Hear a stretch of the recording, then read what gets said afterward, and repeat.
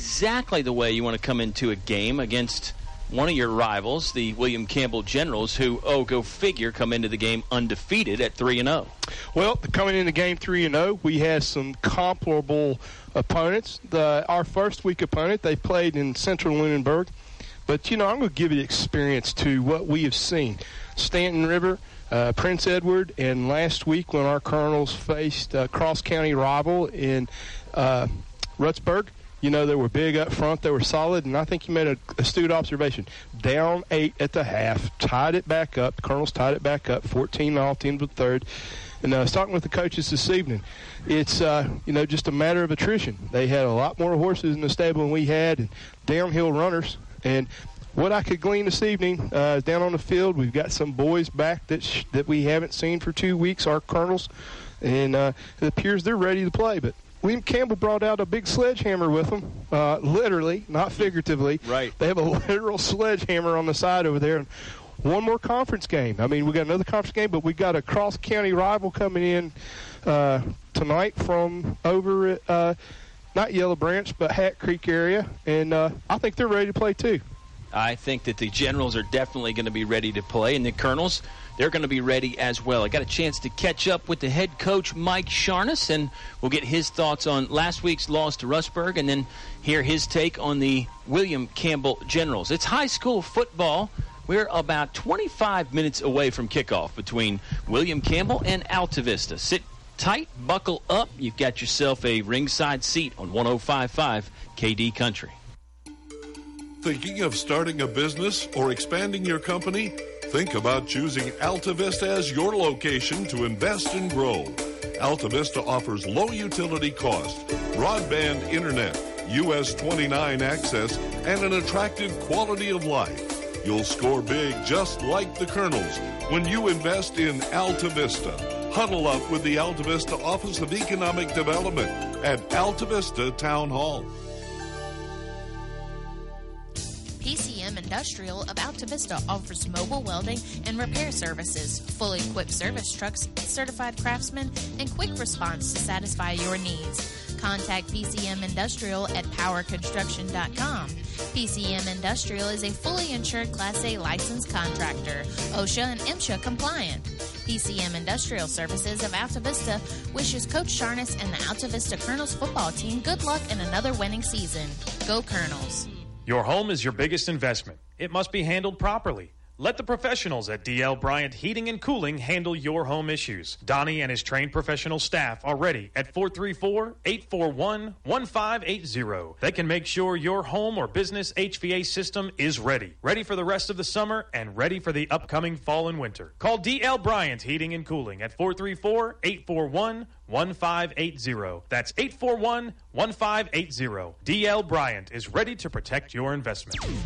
Your station for high school sports play-by-play is 105.5 KD Country. Pre-game show returns here from Altavista High School. The William Campbell Generals in town taking on the Altavista Colonels. Chatting with the head coach of the Colonels, Mike Sharness, once again. And Coach Sharness, let's hit on last week real quickly. It was a 28-14 loss to the Russburg Red Devils. Gosh, you guys were tied midway through the third quarter there. Things were looking bright, and then just couldn't get the stops you needed on defense. Give us your overall impressions of the ball game last week against Russburg. Yeah, we played well up to a certain point, and I think it was towards the end of the third quarter. It was tied up. Big turning point was just their next drive, went right down the field and scored. And we didn't really recover too well. I think that we were a little bit gassed. I think we were tired. We have a lot of guys, and it's not an excuse. It's just what every game is going to be like for our guys, and they know this. They got to play the whole game. A lot of them have to play the whole game. They have to play a lot of special teams, and I think I mentioned this last week. And in that fourth quarter, we didn't execute as well, and that's what happens sometimes when you get tired. You make mental mistakes and physical mistakes, and we played real well up to that point, and then it just seemed to collapse on us a little bit. So, we're going to try it. We want to take this game into the fourth quarter with a chance to win it, and that's been the talk this week. Well, one guy that stood out to us last week was your junior quarterback, Chris Gilbert. Seems like he's been getting better and better all year. I think especially that gutsy 2-point conversion where you tied it up, where he just sort of muscled his way in the end zone, was very important. Talk about Gilbert and his development as a quarterback so far this season. Yeah, he's developing right along with the rest of the team with this option offense, and that's what a particular play was giving us yardage with his. He was doing a good job making a read and tucking the ball and running, and he looked a lot more at ease running the offense against a good defense. So we hope that he improves along with the rest of the team because I felt we played a little bit better offensively, and like I said, until some mistakes start creeping up in the fourth quarter. Well, let's take it back to tonight's ball game. The William Campbell Generals in town, always a rival, and this year they're undefeated coming into the ball game at 3-0. Tell us what you know about Campbell this season. Yeah, they got a good group of seniors back, led by Josh Rosser there, number 3 at quarterback, plays great defense, very aggressive defensively. They're going to have people that fly to the football and they like to hit you at the same time, and that's been William Campbell since a long time that I've been coaching against them. And they run a spread offense, again, led by Rosser, and he's a kid that we have to control. If we don't control him throwing the ball, and they're 50-50 with their run and their pass, and we've got to control the big play through the air, and we've got to tackle him on defense because, not saying they don't have any other people, but he's obviously the trigger man to that spread, and we've got to do a great job for us to have a chance to win. We've got to control him.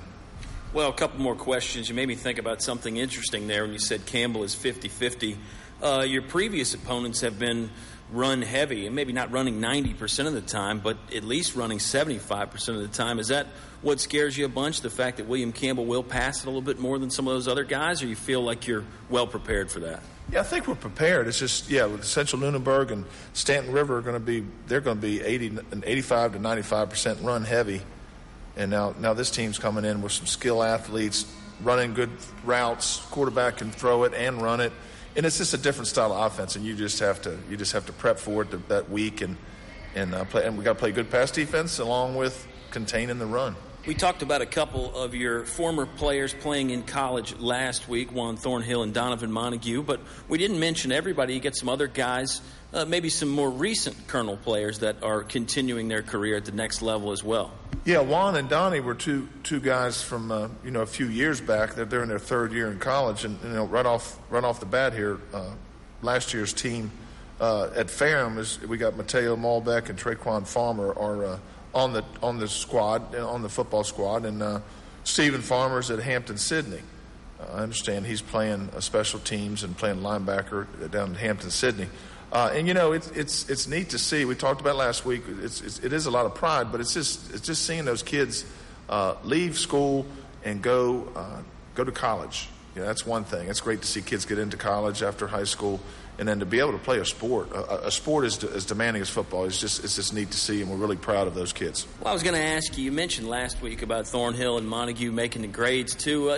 You've been there. You played at Virginia Tech. How tough is that to make that full commitment to a demanding sport like football, and then still drag your butt to class at 8 a.m. sometimes? How difficult is that? No, it's very difficult. You have to be, and Juan is a prime example. You can be as good an athlete, and I've had a number of kids that were not the complete package. They had the physical abilities, but they just didn't apply themselves in school for their time in school to either get their grade point average where it needed to be, or just didn't have it. And it's a tough chore, even for the kids, whether it's Division I school, Division III school. It's tough going away. Number one, going away from home, doing your schoolwork, and you got that that freedom away from mom and dad, and you got to balance that act. Then you got to play football, and it's very difficult. And I'm when these kids, when they leave here and they're able to go away to school, I think that's super. And that's not it's not for everyone. And the kids that do it and stick with it, that graduate, it's great.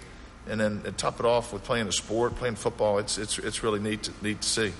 Good stuff, Coach. We'll let you run. It's the Generals and the Colonels set to kick off in about 20 minutes. It's live on 105.5 KD Country. There's just one place where students are students first, and athletics are played with purpose and perspective. That place is your local high school. High school sports offer more than the joy of competition. Studies show that student athletes in Virginia are also likely to enjoy greater levels of achievement in other areas of their lives, including academics. High school sports, a winning part of a complete education. Brought to you by English Construction Company, with offices in Lynchburg. Whatever your truck, car, SUV needs are, Highview Motors GMC has it all, from small to tall. New to pre-owned, offering more than just GMC sales. Highview Motors GMC provides 24-hour towing, full-service body shop, state inspection, transmissions, everything in between. Highview Motors GMC, providing top-quality service since 1961. From small to tall, we've got it all. Highview Motors GMC. Finch and Finch Funeral and Cremation Service. A family serving families since 1905. Service you can trust and prices that work for your family. During the moments in life that matter, you'll be able to feel the difference made by family ownership. Finch and Finch, families serving families since 1905. Finch and Finch Funeral and Cremation Service. A family serving families since 1905. More live high school sports action on 105.5 KD Country. We return to the press box here at Altavista High School. A warm Friday night. Hard to believe it's the official first day of fall. It was something like a high of 88 degrees out there today, and I think it'll cool off by the time the sun starts going down. But right now it's still pretty warm outside and warm in the press box. The teams are out there getting their warm-ups conducted. You heard from head coach Mike Sharness there from the Altavista Colonels. Wasn't totally displeased with his team's effort against Rustburg last week. Remember, it was a 28-14 Red Devil victory. I'll mention it again. We were tied midway through the third quarter. Then the Red Devils scored 2 unanswered rushing touchdowns. And really, Altavista had a drive late in the game where if they could have scored and maybe got an onside kick, then all of a sudden you start dreaming about the possibilities. But the Rustburg defense buckled down when they needed to and made some good stops. For the Colonels, it seemed like Christian Gilbert was the guy that Dennis and I were talking about a lot all night. He had a good game, 88 rushing yards. He was 8 of 12 passing for about 95 yards. Had that big 2-point conversion that tied it up in the third quarter as well. We'll see what Mr. Gilbert has in store for us tonight. We'll see what the other big guns for the Altavista Colonels, Jacob Adams and Shaheem Pennell, have in store. If you haven't been listening or watching the ball games, Adams comes into the game with 7 touchdowns, 4 on the receiving end, 3 on the rushing end. Shaheem Pennell has 5 touchdowns. Christian Gilbert has 1. Those are actually the only 3 people that have scored for the Altavista Colonels, and I suppose you could debate whether that's a good thing or a bad thing. We'll leave that for another time. Mr. Jarvis is out on assignment right now collecting some information, so we'll take a quick time out and let him gather some more data points, and we'll bring it back and tell you a little bit more about these William Campbell Generals. They're undefeated on the season at 3-0. They had a bye last week, so no doubt they should be fresh coming in to face their rival, the Altavista Colonels. It's Campbell and Altavista set to lock horns here in about 15 minutes. You'll hear all the action live on 105.5 KD Country. The game is brought to you by these members of the KD Country Sports Club. Radio Shack and Crystal Bay Pools, serving your area since 1989 for swimming pool installations, chemicals, liners, and more. El Cerrito. Throw on a sombrero. Shake your maracas. It's El Cerrito time. Authentic Mexican cuisine only El Cerrito can serve up. One Stop Mart, Main Street, Altavista, where the gas is cheap, beverages are cold, and the chicken is kicking. McDonald's of Altavista, proud supporter of the Altavista Colonels. Stop by or drive through before or after the game. The Dairy Freeze with hot dogs, burgers, fries, and of course ice cream. They're doing it right at the Freeze on Main Street, Altavista. Old Dominion Insurance. See Kim and Gil, your Erie insurance agents on Main Street, Gretna, next to Tyler Flower Shop. Thanks for sponsoring tonight's broadcast on 105.5 KD Country. This is 100% convenient mobile banking with local First National Bank. With our First Snap mobile app, you can securely check balances, make deposits, pay bills, transfer money, and much more. It's easy to use, and we even have a video demo on our website at firstnatbk.com. And it's free, so search First Snap mobile app and download it for free today. Remember, banking from anywhere, anytime will help you bring home more bacon. First National Bank, member FDIC, equal housing lender. Back to the press box for high school sports on 105.5 KD Country. William Campbell Generals and the Altavista Colonels set to match up here in Week 5 of VHSL play. There's some other pretty good ball games tonight we'll keep our eyes on, and I'm sure during the Tuscan Italian Grill halftime show we can get some updates. Mentioned the Generals come into the ball game undefeated at 3-0. They're coached by second-year head coach Danny Bragan. If you've been following football in our area for a while, you'll remember him as a very good player with William Campbell. He was a part of 2 state championship winning teams, one as the starting quarterback, continued his career at Liberty University where he was a very good player, and then did some coaching with his old head coach Brad Bradley at Heritage. Came back to Naruna to take over at William Campbell last year. They were 5-6 last year, lost in the first round of the playoffs to Essex. This year, undefeated. Beat Randolph Henry in Week 1, beat Central Lunenburg in Week 2, a game that you heard Mr. Jarvis mention. And then in Week 3, they beat Patrick County 53-7. They took last week off. They're averaging, get this, 51.6 points per game. That's 51.6 points per game. They're giving up 19 points a game, so the Generals certainly very capable. Now, you could make the argument that they haven't played the kind of tough, meaty, heavyweight type of schedule that the Altavista Colonels have. Of course, you know the Colonels lost a big one to Stanton River in Week 3. They lost to Rustburg last week. The other loss coming to Prince Edward, who was a 2A playoff team last year and will probably be in the playoffs again.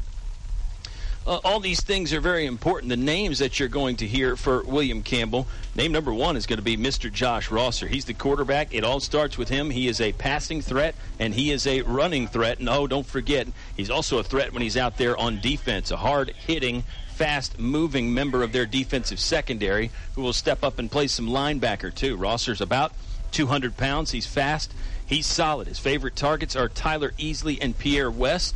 Andre Reed will be one of the running backs that William Campbell will employ tonight.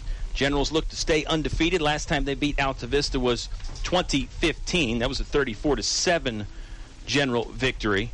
2016, that was last year. The Colonels with a 42-14. Pretty convincing win for Altavista if you think back to that ball game. And it was one of the better games that the Colonels played last year. We're about 10 minutes away from the kickoff here at English Stadium in Altavista, so you've still got some time to make your way down if you want to catch this ball game in person. We'd be glad for you to listen to us either on 105.5 at kdcountry.com or with the KD Country app. It is a good crowd here at English Stadium that seems to still be building. We had a good crowd last week. It seems like this crowd is going to get there. Mr. Jarvis is back. We'll give him a chance to catch his breath. We'll step aside for 90 seconds, and then we'll bring it back with more of the pregame show between William Campbell and Altavista. You're going to catch all the action live if you keep it on 105.5 KD Country. It's cold in here. Will your heating system keep you warm this winter, or will you spend a cold evening shivering under the covers? Have your heating system inspected today by Tyree Littles Heating and Cooling. Kent Tyree has over 20 years experience and specializes in heating, air, plumbing, and electrical. Licensed and bonded. Call for an appointment today. 309-2266. 309-2266. Tyree Littles Heating and Cooling. Fun times are waiting for you at El Cazador, Altavista's oldest Mexican restaurant. Relax in comfort with daily food and drink specials, Mexican and American foods, and a children's menu too. Call for takeout or go online to elcazadorva.com. El Cazador is a proud supporter of community activities like high school sports and the Y. El Cazador is open 11 a.m. to 10 p.m. 7 days a week. Stop by before or after the game. To become a Moose is an awesome feeling. You just can't belong to a better organization. I was born and raised in a Moose, and I'll be a Moose the rest of my life. My son is a Moose. We're 3-generation Moose loggers. That's how it is with us. I hope everybody else that can join and become a member, you need to do it. You need to see what it does for us. Why I belong to the Moose. For friendship, for the children, and most of all for the seniors. What are you waiting for? Stop by the Moose Family Center in Altavista to learn more about how you can be a Moose. Back to the press box for high school sports on 105.5 KD Country. a very loud and boisterous press box up here at Altavista High School, but we're having a good time. Everybody is very excited about the upcoming matchup here between the Generals from William Campbell and the Altavista Colonels.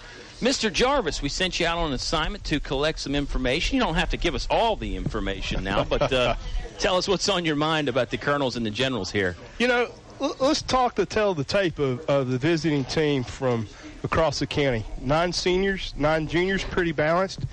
11 sophomores and 16 freshmen. You're averaging, you got 15 players over 200 pounds for the Generals and one coming up at 250. But what it looks like is they've got a quarterback that is the one of the premier athletes that you and I have got to look at in Central Virginia, other than that talented Layden team from Stanton River. I don't know what you think about these Generals coming in. They've got one quarterback that's pretty special. Yeah, I put Josh Rosser up there with just about anybody that we've seen and anybody we will see. 11 touchdowns on the year so far passing. He's got 7 on the ground. It looks like some of our statistics and numbers are going to have to wait a moment because the Altavista Marching Band is tuning up and they're going to give a rendition of the national anthem. So we'll step aside again. Kickoff between the Generals and the Colonels will be here before you know it, about 7 minutes away. All the action's live. It's high school football on 105.5 KD Country. A short drive will save you money. This is Greg Walker with Feller Chevrolet. Our new 10-year, 100,000-mile powertrain warranty has many customers buying from us instead of the competition. Covers any vehicle purchased up to 10 years old with less than 150,000 miles, new or used. With our 3-day money-back guarantee, you can buy with confidence. Where else can you get great prices, good selection, 3-day money-back guarantee, and a warranty that gives you 10 years of protection? Come see us. You'll be glad you did. Feller Chevrolet in Altavista. English is so much more. English is more than a hardware store. English is. My friends may call me the perfectionist, but at English's Building Supply, my neighborhood Davis paint dealer, they greet me by name. You see, I like to get things done exactly right, especially when it comes to my many painting projects. So I'm at English's Building Supply a lot, whether it's mixing the perfect Davis paint for my project or offering great incentives. They do business just the way I like it, perfectly. English's on North Main Street, Altavista. Napa know-how. When you purchase a set of Napa brake pads and rotors, you get a discount code from Fanatics.com worth up to $50 towards your favorite sports gear. While Napa can't help your team reach the promised land, we can help make sure your car will. Great brakes, great price, great fan gear. That's Napa know-how. Napa know-how. Offer expires September 30th, 2017. Napa Auto Parts, Main Street, Altavista, across from Feller Chevrolet. Thinking of starting a business or expanding your company? Think about choosing Altavista as your location to invest and grow. Altavista offers low utility cost, broadband internet, US 29 access, and an attractive quality of life. You'll score big just like the Colonels when you invest in Altavista. Huddle up with the Altavista Office of Economic Development at Altavista Town Hall.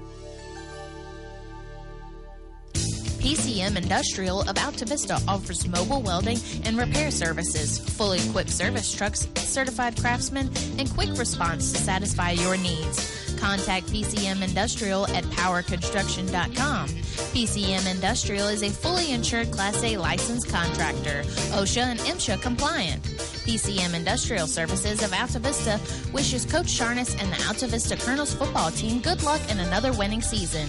Go Colonels. Your high school sports station with award-winning coverage on 105.5 KD Country. Pre-game show about to wrap up here from Altavista High School. It's the William Campbell Generals making the short trip across the county to face the Altavista Colonels. I'm Kyle Haney. With me tonight is Mr. Dennis Jarvis. And DJ, we were talking about some of these numbers for William Campbell and Altavista. The Generals offense starts and ends and has some in the middle of Josh Rosser, their quarterback, in there. What was the stat you threw out at me there? 80% of their offense revolving around him? 81.5%. If you take in what's on the ground, what he does in the air, 171 yards, about 172 yards rushing for number 3, and 205 in the air. And, it seems like their most prolific scoring opportunities come in that third quarter in the second half. And if you look last week, our Colonels came back and scored often in the third quarter, once and really came back and bounced back from the big defeat at Stanton River 2 weeks prior. So I'm fired up for our Colonels tonight. Yeah, you talk about the third quarter. You think back to that Prince Edward game. That was the quarter that really burned the Colonels in that ball game. So you never know how that plays out. I wonder if William Campbell is good in the third quarter. Maybe they're just making adjustments at halftime, that kind of thing. I know Danny Braga and his coaching staff, they know the game just as well as anybody, so I'm sure that's part of it. They go to the chalkboard there and figure some things out. Our broadcast is made possible tonight by Napa Auto Parts of Altavista. Find your Napa know-how on Main Street. El Cazador, Altavista's original Mexican restaurant. English Construction, wishing our high school athletes an exciting and injury-free game. Tyree Little's Heating and Cooling, keeping you cool in the summer, warm in the winter, and comfortable in between. PCM Industrial Services, now with mobile welding and repair service.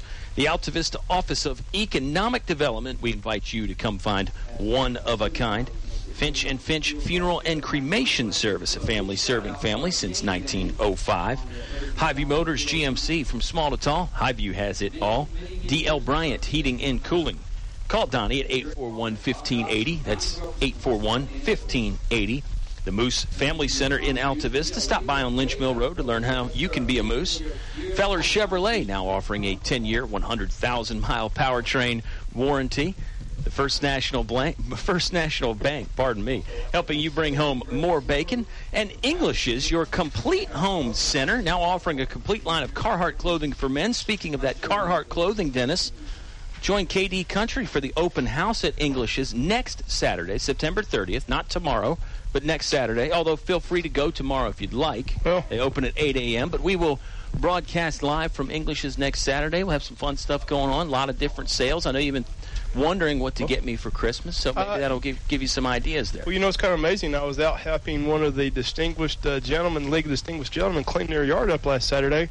Wore my Carhartt hat purchased at English's, and rode last Sunday on my Indian in a pair of Carhartt jeans purchased from English's. It's like a walking billboard. Pretty much. I love it. Well, we'll try and get back to football here eventually. Altavista getting ready to bust through their banner created by their cheerleaders, and William Campbell about to do the same. If you haven't been to a high school game in a while, Dennis, you may not know what we're talking about. The cheerleaders get a big long piece of paper, and they put some something in there regarding the other team, beat the Generals, make the Generals surrender, one of those type of deals. Yeah, it's hard to see. We see homecoming, and it's hard to ascertain everything else, but, it's the smoke's coming, Enter Sandman, and it looks like our Colonels are primed, pumped, and ready to roll here. The Altavista Transit Authority is in full effect tonight. It is homecoming tonight, and maybe we should have mentioned that a little bit more. I didn't even ask Coach Sharness about the homecoming deal. He used to think that it was a distraction, that sort of thing, but he's told me as years gone on and kids have changed a little bit that homecoming maybe not quite as big of a deal for the kids nowadays. I'm sure each individual is different. Some people might get a little bit more keyed up for the game or perhaps the dance afterwards, but he doesn't think it's a big deal. I'm pretty sure Coach Sharness and his staff more concerned about the talented team on the other sideline rather than the homecoming festivities. You speak of talent for the Generals across the way. They look like the Nevada Los Lobos and the University of Nevada Wolves over there in their gray and white tonight and kind of a blue-gray helmet. And looks like that West Coast battle we were talking about, Oregon State and our Colonels versus Nevada, but this is a pretty prodigious offense. You heard Coach Sharness in the pregame talking about Generals run that run spread option, and I think we've seen this once or twice already this year. Our Colonels defense has. They're going to be locked, like I said, locked and loaded and really ready to go, Kyle. Couldn't agree with you more. I think the Colonels are very hungry to get a win. They've lost 3 in a row. Meanwhile, the William Campbell Generals are winners of 3 in a row. They haven't tasted defeat yet this season, and you can tell the William Campbell kickoff return unit bouncing around out there with some spring in their step and a swagger. They're obviously ready to go. It looks like here on the 20-yard line, the Generals had a little pregame handshake and some dance. We had number 2 and number 10 on the other side going right to left on your radio dial. Colonels will be kicking off to start the ball game. They'll receive in the second half. Altavista, as you heard Dennis mention, in a Oregon State kind of a look. It's black jerseys with the orange and white trim, white pants with black and orange trim to go along with the black helmet. William Campbell on the other side in the road, white jerseys with the grayish dark blue pants and helmet. You can just barely see the WC logo on that helmet. We're set and ready to go. Shaheem Pennell will do the kicking honors for the Altavista Colonels. The ball will be in the air in just moments. Here comes the run-up from Pennell. It'll be a line drive angling toward the near sideline. That'll bounce out of bounds at the 21-yard line. Penalty flag goes down. With the penalty, the Generals will move the football up to the 35. That's where they will start their first possession of this ball game. Still a full first quarter to go here. 12 minutes. First quarter is brought to you by English's, your complete home center, and your home for Carhartt clothing for men and women. Generals rush up to the line of scrimmage. They're ready to go. Referee hasn't even let them put the ball in play yet. It'll be an empty backfield at the moment for quarterback Josh Rosser. Colonels with the 4 defensive linemen. Looks like just 2 linebackers right now. Looks like maybe a man coverage in the secondary. Rosser will run or throw. Here comes a shotgun snap. Rosser, 3-step drop, heaves it down the seam. Colonels are in coverage, and Jacob Adams helped to break it up. Rosser was looking for number 7. That is Pierre West, one of his favorite targets. It did clip West's hands, but I believe he heard Adams coming there and just the pressure too much to handle. Kyle, that general offense was stacked with 3 receivers to the right, so they're trip-heavy right, going right to left on the radio dial. Looks like they're going to go back with a back behind the quarterback this time. Running back is number 5, Andre Reed. He's an interesting story, Dennis. He's a talented 4-sport star. He plays golf and football in the fall, and then just one sport in the winter and spring with basketball and baseball. But a very good running back here. They'll hand it to him. Makes the first man miss, and he's got a hole up the middle. Tries to run over the safety man. That was Jonte Gord. He gets cut down after picking up 11 or 12. The chains will move for William Campbell. We're about 1 minute and 10 seconds into the ball game. Still no score on the opening possession. Kyle, that was a Reed pass option first, and that big boys up flying up on the front line for the Generals opened a big hole, and Andre dropped his shoulder and picked up about 6 more yards after that first hit. Andre Reed is solid, too, at 195 pounds. He's a senior. 2 receivers each side, shotgun formation. They fake it to Reed. Rosser keeps it himself. He stumbles across the 50-yard line. He might have just gotten clipped on the knee or ankle area by a defensive lineman. Hard to know who's going to get credit for that tackle. He falls down under his own momentum after a pickup of 6. Well, Kyle, it looks like number 64 for our Colonels, DeAndre Jones, helped trip him up a little bit and take that momentum to carry the Generals quarterback down. Jones was playing one of those interior defensive lineman spots for Altavista. Generals do not huddle. They just look to the far sideline to get the play from their head coach, Danny Broggan. Shotgun formation again. The back is left. 2 receivers to each side. They'll put a man in motion and fake it to him. Rosser wants to throw. High pass down the near sideline that was nearly intercepted by a leaping Shaheem Pennell, but it was over his outstretched arms and then also over the receiver's head as well. That's incomplete. It'll bring up 3rd and 4 for William Campbell. They need to get to the Altavista 42-yard line. Kyle, you had a mismatch. I think the Generals coaching staff saw that. Number 13 for the Generals, Traquan Williams, is 6'3", 200, but Shaheem showed him he's quick and agile and was stride for stride with him, even though he's a little shorter than the Generals wide receiver. 3 receivers to the right for William Campbell. They're going to snap this ball on the 48-yard line. Rosser will fake the run, wants to throw. It's on target, complete for a first down, and the receiver is still free. He made Pennell miss, and he's going to cut down the far sideline. That's Tyler Easley in for 6 from 48 yards out. It's a first down and a touchdown for William Campbell. They score with 10:23 left in the first quarter. Just showed us Central Virginia speed and Tyler Easley for the Generals from across the way there at William Campbell. Had a nice move, and his speed didn't really kick in until about the 20-yard line there, Kyle, and it was a good move and in the end zone for a first touchdown for the away team. He was seemingly coasting for the first part of that run after the catch, and then he turned on the afterburners as he made a beeline for this left near sideline and got into the end zone from 48 yards out. Extra point is good as well, so the Generals score early, 7-0 William Campbell. 10:23 left to play in the first. Altavista football when you return on 105.5 KD Country.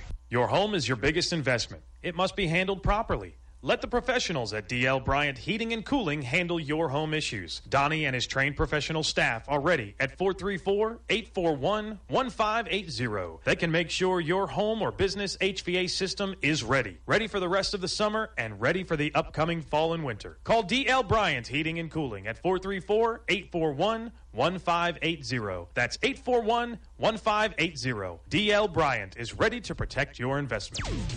Your high school sports station with award-winning coverage on 105.5 KD Country. William Campbell scores first. It's 7-0 Generals. Dennis, that's Tyler Easley's 8th catch of the season. Would you believe 5 of them have gone for touchdowns? That's a pretty good percentage. I would. If you look, we were talking about the statistics for the Generals quarterback, about 171 in the air.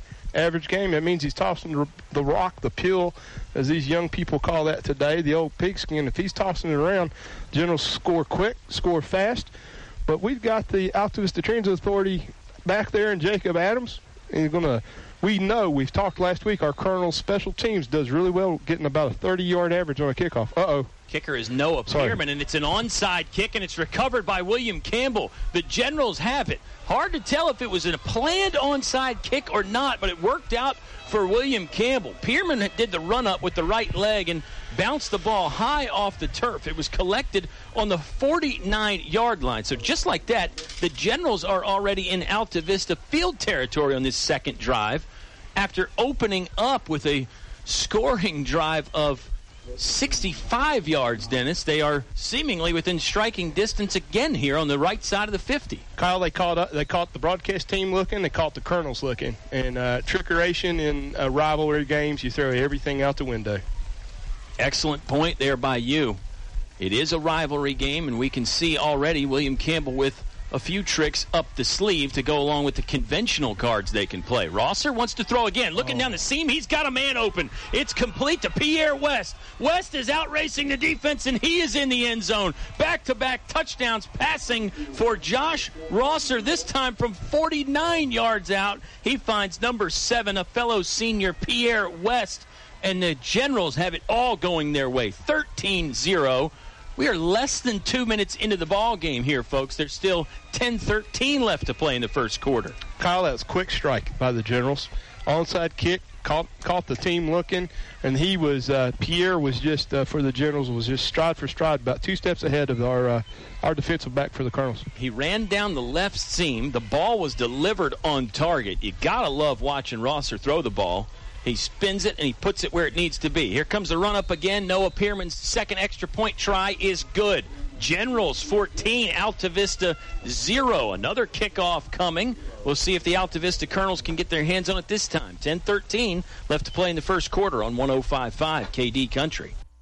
What do basketball, choir, drama club, and marching band all have in common? They're all high school activities that offer learning opportunities not necessarily found in the classroom. They take up just a fraction of a typical Virginia high school's budget, and they go a long way to giving young people the tools they need to thrive. High school activities, they're more than extracurricular. They're extra important, too. Brought to you by English Construction Company with offices in Lynchburg. Your high school sports station with award-winning coverage on 105.5 KD Country. Josh Rosser has already thrown 2 touchdown passes, one a 48-yarder to Tyler Easley, another a 49-yarder to Pierre West, and just like that, Dennis, William Campbell leading 14-0. You've watched a lot of football. You've seen a team come out and score 2 times like that in less than 2 minutes before? Fairly quickly. I have in the past. I've been on the receiving end and watching the other team do it to my homestand. But, quick strike. We heard Coach Sharns talk about it in the pregame. Let's keep our heads in. Let's play duty-free, assignment football and no issues. Our Colonels will march down the field and be 1 touchdown down after this. Yeah, you can put a positive spin on it if you're an Altavista fan. There's still plenty of time left in the ball game. Pearman will kick this one deep. It's fielded by number 10, Christian Gilbert, at the 10-yard line. Starts up the middle, now angles to the right. Made a couple tacklers miss. He's hit at the 35 and then thrown forward to the 37-yard line, about 5 full yards inside that right boundary. And now the Altavista Colonels offense will get a chance to operate with 10:05 left to play in the English's Your Complete Home Center first quarter. Real quick, Kyle, in the pregame, Coach Chalmers was talking about Mr. Gilbert, the Colonel's quarterback, how he became a leader in MERS last week. He's got 295 yards passing on the season thus far, 4 touchdowns and 2 interceptions. That passing game is going to open up for the Colonels here, I think. I think you'll see the Colonels open up the playbook more and more as the season goes on, and perhaps a little bit more tonight. They put Jonte Gordon in motion. They don't give it to him. Instead, they go to Aaron Close. Aaron Close shedding would-be tacklers, hit in the thigh pad at the 50-yard line, and then dropped at the other 45. The Colonels with a 17-yard gain to start their first offensive possession. And they're on the move here as the Chains will trot down the sideline with 9:58 left to play in the first. It's a 14-0 William Campbell lead. Well, you know, we call Aaron too close to call for the Colonels so often in these first 4 games, and it's nice to see Aaron, come back real fresh. Had some good blocking up front for the solid offensive line of Altavista. Offensive line is set and ready to go. Shotgun formation from the right hash mark, 45-yard line. Gilbert gives to Close again. This time he swallowed up, tried to go off left tackle. There was nothing available for him there, and that's either no gain or a loss of 1. Clock moving, 9:27 left to play in the first. At 14-0, William Campbell General advantage at the moment. You know, we can't say enough about the offensive line unit for our Colonels and how they've been progressing each week, opening holes for Grayson, opening holes for Mr. Adams, and now tonight a new name we're calling, and Aaron carrying the ball. Close is back there at the line, or pardon me, the running back position again. He's stationed off Gilbert's left hip. Ball still resting at the 45-yard line in William Campbell territory.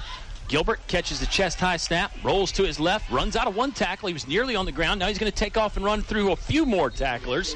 Hit about 2 yards beyond the line of scrimmage at the 43. It'll bring up a 3rd and 8 situation for the Altavista offense. You know, Kyle, let's give two calls here. Mr. Gilbert keeping his eyes in motion and keeping his feet in motion, and that offensive line for the Colonels opening those holes when the play broke down and he couldn't find his receiver. Good job. Continued to block for him. That was important and a key to turning what was probably a 5-yard loss into a 2-yard gain. Here we go on 3rd and 8. Generals have 2 deep safeties. It looks like they're going to blitz one of them. Gilbert fakes the handoff, runs himself, lunges forward across the 40. He's still a full 4 yards short of the first down, but it may be close enough for the Colonels to consider going for it here on 4th down. Looks like 4th and 5 officially. They need to get to the 35-yard line. You know, Kyle, we've got a freshman in there, Tyler Biggie Reynolds, on the offensive line, number 60, getting some action tonight. So it's good to see the young boys up front open these holes up for our Colonel Transit Authority this week. Colonels have used a lot of different offensive linemen. Reynolds, another one of those names and faces. They're going for it on 4th down. Oh, the Colonels jumped offside. A receiver got out of his stance early there for Altavista. That's going to be a loss of 5 yards. And now with it 4th and 10, Altavista may consider punting the football away now. It stops the clock for a moment with 7:37 left to play in the first quarter. Altavista trailing 14-0. You do have a decision now, Mr. Jarvis. I mean, you were going to go for it on 4th and 5. It looks like the Colonels maybe still going to go for it. Well, you just had a huddle up real quick with Coach Sharness, and the Colonel quarterback doesn't know what's going to – you're sending some guys out left. Who knows? We've seen this happen before. Pennell's back a little bit deeper. They may snap it to him, and he might punt it away. William Campbell does have a deep return man on the 15. Colonels are going to punt it. Pennell got off a very nice high-hanging kick that will drop on the 12, take a Colonel roll inside the 10. It's still moving. It might have gotten brushed by Jacob Adams. It'll fall to a halt at the 8-yard line. So good job by the Colonel punt team. And in another one of those formations, Mr. Jarvis, where it had the appearances that they might go for it, but they snap it a little bit deeper to Pennell, and he gets off what was really a nice kick. Well, let's give credit to the coaching staff for the William Campbell Generals. They've been watching our game film the past couple of weeks. The opposing teams, when they see that look for the Colonels, they don't put anybody back deep. But it didn't really help the Generals in the fact that they're starting on their 12-yard line. The General up back just kind of shifted away and let the ball roll around. Yeah, Pennell hung the kick up so high that Altavista was able to get down and cover it well. Generals with their worst starting field position of the ball game. It's their 3rd possession of the game. They've scored on their first 2, and they've scored very quickly. We've still got 7:04 left to play in the English is your complete home center first quarter. Generals have 2 receivers to each side. They're stacked up and split very wide out. Rosser is in the backfield ready to go, and the referees want to stop play. William Campbell took too much time. Delay of game penalty. This will back them up 5 yards. Now you're truly in the shadow of your own goalpost, Dennis, and it's going to put the football on the 4-yard line. Bit risky here for William Campbell. Bit risky.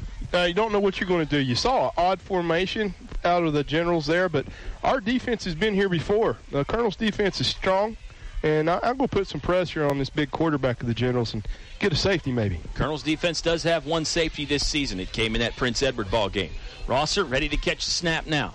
Chest high, fakes the run, wants to pass. It's complete again. This time Tyler easily catches and turns the corner. He's still finding seams in the defense. He gets it past the original line of scrimmage around near the 12-yard line. Called a 7-yard gain on first down.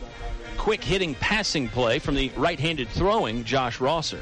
Good play call by the Generals coaching staff there, Kyle. A short pass, picking up some positive yardage, and get the Generals offense out of the shadow of their own end zone. Generals looking to the far right sideline for the play. Altavista defense ready to go. It looks like William Campbell taking a timeout. They have taken a timeout. We'll take the timeout as well. Generals lead 14-0 over the Colonels from Altavista. 6.5 minutes left to play in the first on 105.5 KD Country. Whatever your truck, car, SUV needs are, Highview Motors GMC has it all, from small to tall. New to pre-owned, offering more than just GMC sales. Highview Motors GMC provides 24-hour towing, full-service body shop, state inspection, transmissions, everything in between. Highview Motors GMC, providing top-quality service since 1961. From small to tall, we've got it all. Highview Motors GMC. Your high school sports station with award-winning coverage on 105.5 KD Country. William Campbell in control at the moment, leading Altavista 14-0. 6:28 left to play in the English is your complete home center first quarter. Generals use their first time out of the ball game. They have 2nd and 6 coming up from the far hash mark, 12-yard line in their own territory. And Dennis, still opportunities here for the Altavista defense. I mean, they've got William Campbell back. If you can force a stop and then a punt, you may be able to play the field position game and gain some yards that way. Here comes the shotgun formation. 1 wing back. Rosser's going to take it himself off left tackle. Play getting strung out as he heads closer and closer to the near sideline. Hit by 3 or 4 Colonels. Now 5 Black Hats in on the stop. It looked like Adams was the first man there, and number 21, Tyler Gord, also early to the play. Host of Colonels on that, Kyle, too numerous to mention, but you heard what Coach Sharn said. That's a read pass option. That was read first. That was a run first situation by the General quarterback. He ran a lot of yardage to pick up about, could have been a net 2, maybe a loss of net 2. He ran all over the place and really couldn't get out of that stymie of the Colonel's defense. Rosser is another one of those running backs that Altavista's faced this year. He's a quarterback, but he is a running back too. He's another guy that is very difficult to bring down. Referees are going to call for the chain gang to come out and measure this. It'll be 3rd and inches, or it'll be a first down. The clock stops for a moment with 6:02 left to play in the first quarter. Remember our live broadcast in the open house from English's next Saturday, September 30th. Hope to see you there. Hopefully you can listen, at least, if you can't make it in person. Generals did get enough for a first down, Mr. Jarvis, so the chains will move. And it is their 2nd first down of the ball game, to go along with 2 touchdowns that the Generals have gobbled up as well. Kyle, I'd like to see us get Jacob or Shaheen back there and rattle some cages and maybe get us a sack on the Generals quarterback and take some of this momentum away from the Generals offense and sweep it back, the pendulum back to the Generals. To the Colonels. Sorry about that. Generals are looking to the sideline again to get the play. It's a spread offense, but it's not exactly a no-huddle, hurry-up style offense. They still take their time. They'll put a man in motion here. Rosser catches a snap, hands to Andre Reed. Reed in and out of traffic. He's got some room. Free across the 30. Flag comes out around the 30-yard line. He's chopped down by Jonte Gord at the 50. Flag has the appearances that it might be a hold or a block in the back. We'll wait and see for the official word. The chains haven't moved yet, so it seems like that is what they're sensing as well. Another big run ripped off there by number 5, senior running back Andre Reed. Holding on the Generals. Kyle, I think you made a real good observation on that offense that Generals are running. It's a spread. They toss the ball around, catch the opposing defense looking for a run or a pass, but it's a possession, timed possession. When I say that, I mean it's about momentum. They can slow it up, they can speed it up, sure, and they try to catch you off balance either way. So it's more of an off-balance kind of offense for people out there. William Campbell offense likes to control the tempo. That's a great point by you. They can go quickly, they can take their time, they can play smash mouth football, or they can throw the ball around like you did in the backyard. It'll be 1st and 15. So that wipes off a big chunk of yardage gained by Andre Reed. Let's see what the Generals go next to. One deep safety for the Altavista Colonels. He's on the wide side of the field. That's the right. Rosser, design running play, hit hard at the 20. Still on his feet across the 24, down there by a tag team tackle from Tyler Gord. And also it looked like brother Jonte Gord in on the stop. We had breaking the momentum up for our Colonels is a name we had not got to call for a couple of weeks, Kyle. Jonathan Montague, number 3, back in the game, showing us where, stopping that run up the middle. He's a part of that. He's a leader of that defense, as we talked about in the first 3 weeks of the season. Montague was the big-time tackle machine against Central Lunenburg in Week 1. Only played about 1 quarter in Week 2 against Prince Edward. He was injured in that game. He's back tonight. Looking to get in on a stop here, and he does. He hit Andre Reed hard in the thigh pad and then held onto the ankle, and he gets up and celebrates just a little bit. Right on cue, Jonathan Montague making us look good there with the big hit and stop. It'll bring up 3rd down for William Campbell. Let's see what the Altavista defense has in store for the Generals here. Let's give real quick credit to Tyler Gord back there, number 21 for our Colonels. He helped stop that momentum and let our big man, the big diesel, come in, Montague, and wrap that boy up. 4:19 left to play in the first quarter. It's a 14-0 William Campbell lead. 3rd down. Rosser wants to roll to the right. Looking that way, turns upfield, throws, completed the 30-yard line. Very nice composed passing from Josh Rosser. Found the open receiver there. I believe it was number 20, Rashawn Stevens, that caught that ball and got knocked out of bounds. It was more than enough for a 1st down, though. Call it a 12-yard gain for the Generals. You're correct, and Generals quarterback showing them more options out of this unique offense they're running tonight. Rolled out to his right, called his receiver out, and just a few yards of moving the chains. It was about 2 or 3 yards of positive for the Generals. So they're quick, they're fast, they're slow. It's tempo-oriented, like I said earlier. Very good route running there by Stevens, and then the strike thrown by Rosser. William Campbell on the move again. Another 3rd down conversion for the Generals. They'll pull some linemen. Rosser's going to get in behind him. He's got a head of steam, hit hard at the 39, wrapped up at the 40 by Aaron Close. And also, I beg your pardon, Dennis, it was Jaquelin Jones, the other tackler, in on it for Altavista.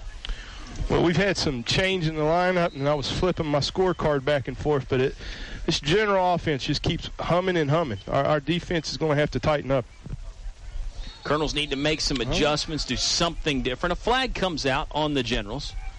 Official signaling that it's early movement against William Campbell. It'll back them up 5. It'll change the down and distance to 2nd and 9. Well, it doesn't change the down. It changes the distance. Ball now resting on the 36-yard line. It's been a long drive for William Campbell already. They started it back on their own 5-yard line. Pardon me, they were inside the 5. They were on the 4. They're now out to the 36-yard line. Need to get to the 45 for a fresh set of downs. Rosser will roll to his right again. Full speed, trying to run out of a tackle. Oh, he's still on his feet. Look at him go. He's made a couple Colonels miss. Now a 3rd. Finally pushed out of bounds by Christian Gilbert around the line of scrimmage. Might have gained 1 at most, but Christian Gilbert dodging tackles and running out of tackles with seemingly ease out there, Dennis. He made that look easy, didn't he? You know, he did. And on that 2nd down, we had the Generals going with single receivers to your left and right. And their Generals quarterback, rolled back right. We stuck him once. He did a stiff arm coming out of bounds. But, boy, we sure wrapped him up there at the end. This is a way that we know Colonel's defense can play. Another 3rd down situation. 3rd and 9. Generals are already 2 for 2 on third down so far here tonight. Let's see what they've got this time. Empty backfield. Josh Rosser, the quarterback, with his heels on the 30-yard line. He wants to pass. Now he'll take off and run up the middle. There's nothing there. Colonels swarm, and look at the Altavista defense come up with something. I think it might have been Tyler Gord again that hit him first, but by the time the play was all said and done, there were 7 black jerseys in on the stop. You know, let's call that a swarm of hornets. And it's not hornets, it's a swarm of colonels. In this midsummer, early fall, hot evening, the colonels are bending and not breaking on this third possession. Punt formation for William Campbell. Altavista has 2 deep men back. The ball is off the left foot of number 7, Pierre West. It does not take a William Campbell bounce. It actually goes the other direction and falls to a stop on the 40-yard line. Colonels will take over there. Just their second possession of the ball game. We've still got 2:02 left to play in the English is your complete home center first quarter. It's a 14-0 William Campbell lead. Kyle, what do you think about this weather tonight? We've had some extremes in weather for the games we've broadcast. We've had rain. We've had some cool temperatures to start out the season. And, you know, you got about 60% humidity still tonight under, seems like a late August, early September game. You're right. First day of fall. Yeah, that first week against Central Lunenburg wasn't nearly this hot, but it is today. Jacob Adams will take the handoff on the move. Going to use the left arm to throw a stiff arm. Now he's hit and dropped at the 50-yard line. Sort of slid to a halt there in front of the Altavista bench, and he's very close to a first down. He may be a yard short depending on where they spot the football, but good open field running from Jacob Adams, and he had some decent blocking to get him free for 8.5 or 9 yards. Good point, Kyle. I think the Colonel offensive line is growing in progression each week. That's why we get to call these names like we do, and Jacob Adams and Mr. Gilbert and the whole cadre, the transit authorities, because that offensive line does it up front for our Colonels. 2 wing backs, a back to Gilbert's left is Shaheem Pennell. They're going to give it to Pennell. No, Gilbert kept it himself, dives forward for the first down. Slick ball handling from Christian Gilbert. Another time where he fooled me. I thought he handed it off and kept it himself and was able to lunge forward to get the first down. Officials may bring out the chains again, but gosh, it looked like he had enough, didn't it, DJ? I think so. From my perspective, and it's very few and far between. You get faked out. We both got faked out on that. That was a good call. And that offensive line for the Colonels, once again, I think they're signaling first down for our Colonels, but that O-line, it's very solid tonight. I think it's going to be third down. Stick has not changed. It's third and inches for Altavista. The head official opted not to bring out the chains this time. Wonder if the Colonels will go straight up the middle and try and get the half a yard that way. Gilbert will go off right tackle instead. Tripped up on the other side of the 50-yard line. He dove forward again to the 49. Colonels snapped that ball from really just inches away. He's going to look at it again, he being the official, and now he will bring out the chains and measure. It'll be an official's timeout with 52.5 seconds left in the first. It's a 14-0 William Campbell lead. We'll keep it here while the chain gang comes out again. Dennis, you watch a lot of football.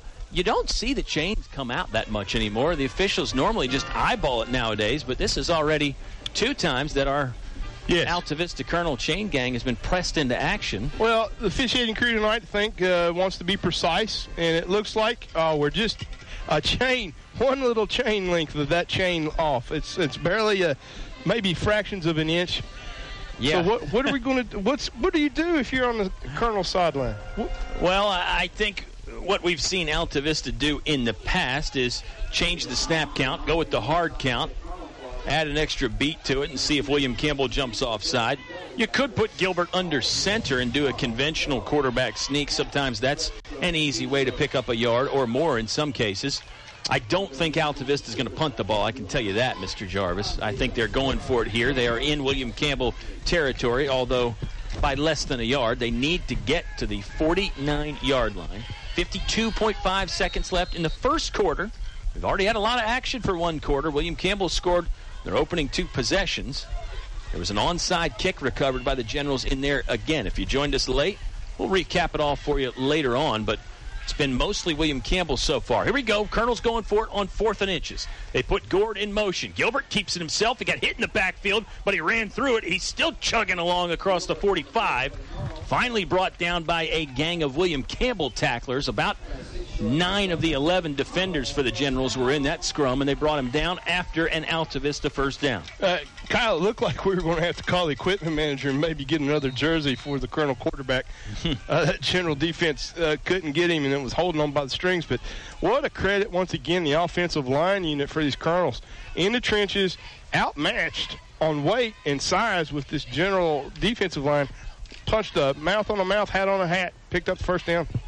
Noah Pearman is a very good linebacker for William Campbell. He looked like the guy that maybe had a chance to get Gilbert in the backfield. There's a stop at the line of scrimmage on a first down running play. Aaron Close had nowhere to go. The play was designed to go off right tackle, but no hole there for the Altavista Colonels, and that's the final play of the first quarter. William Campbell 14, Altavista 0. Colonels football, they're driving. Second quarter will be here before you know it on 105.5 KD Country.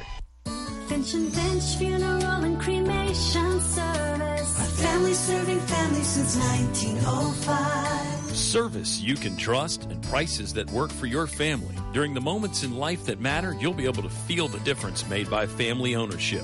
Finch and Finch, families serving families since 1905.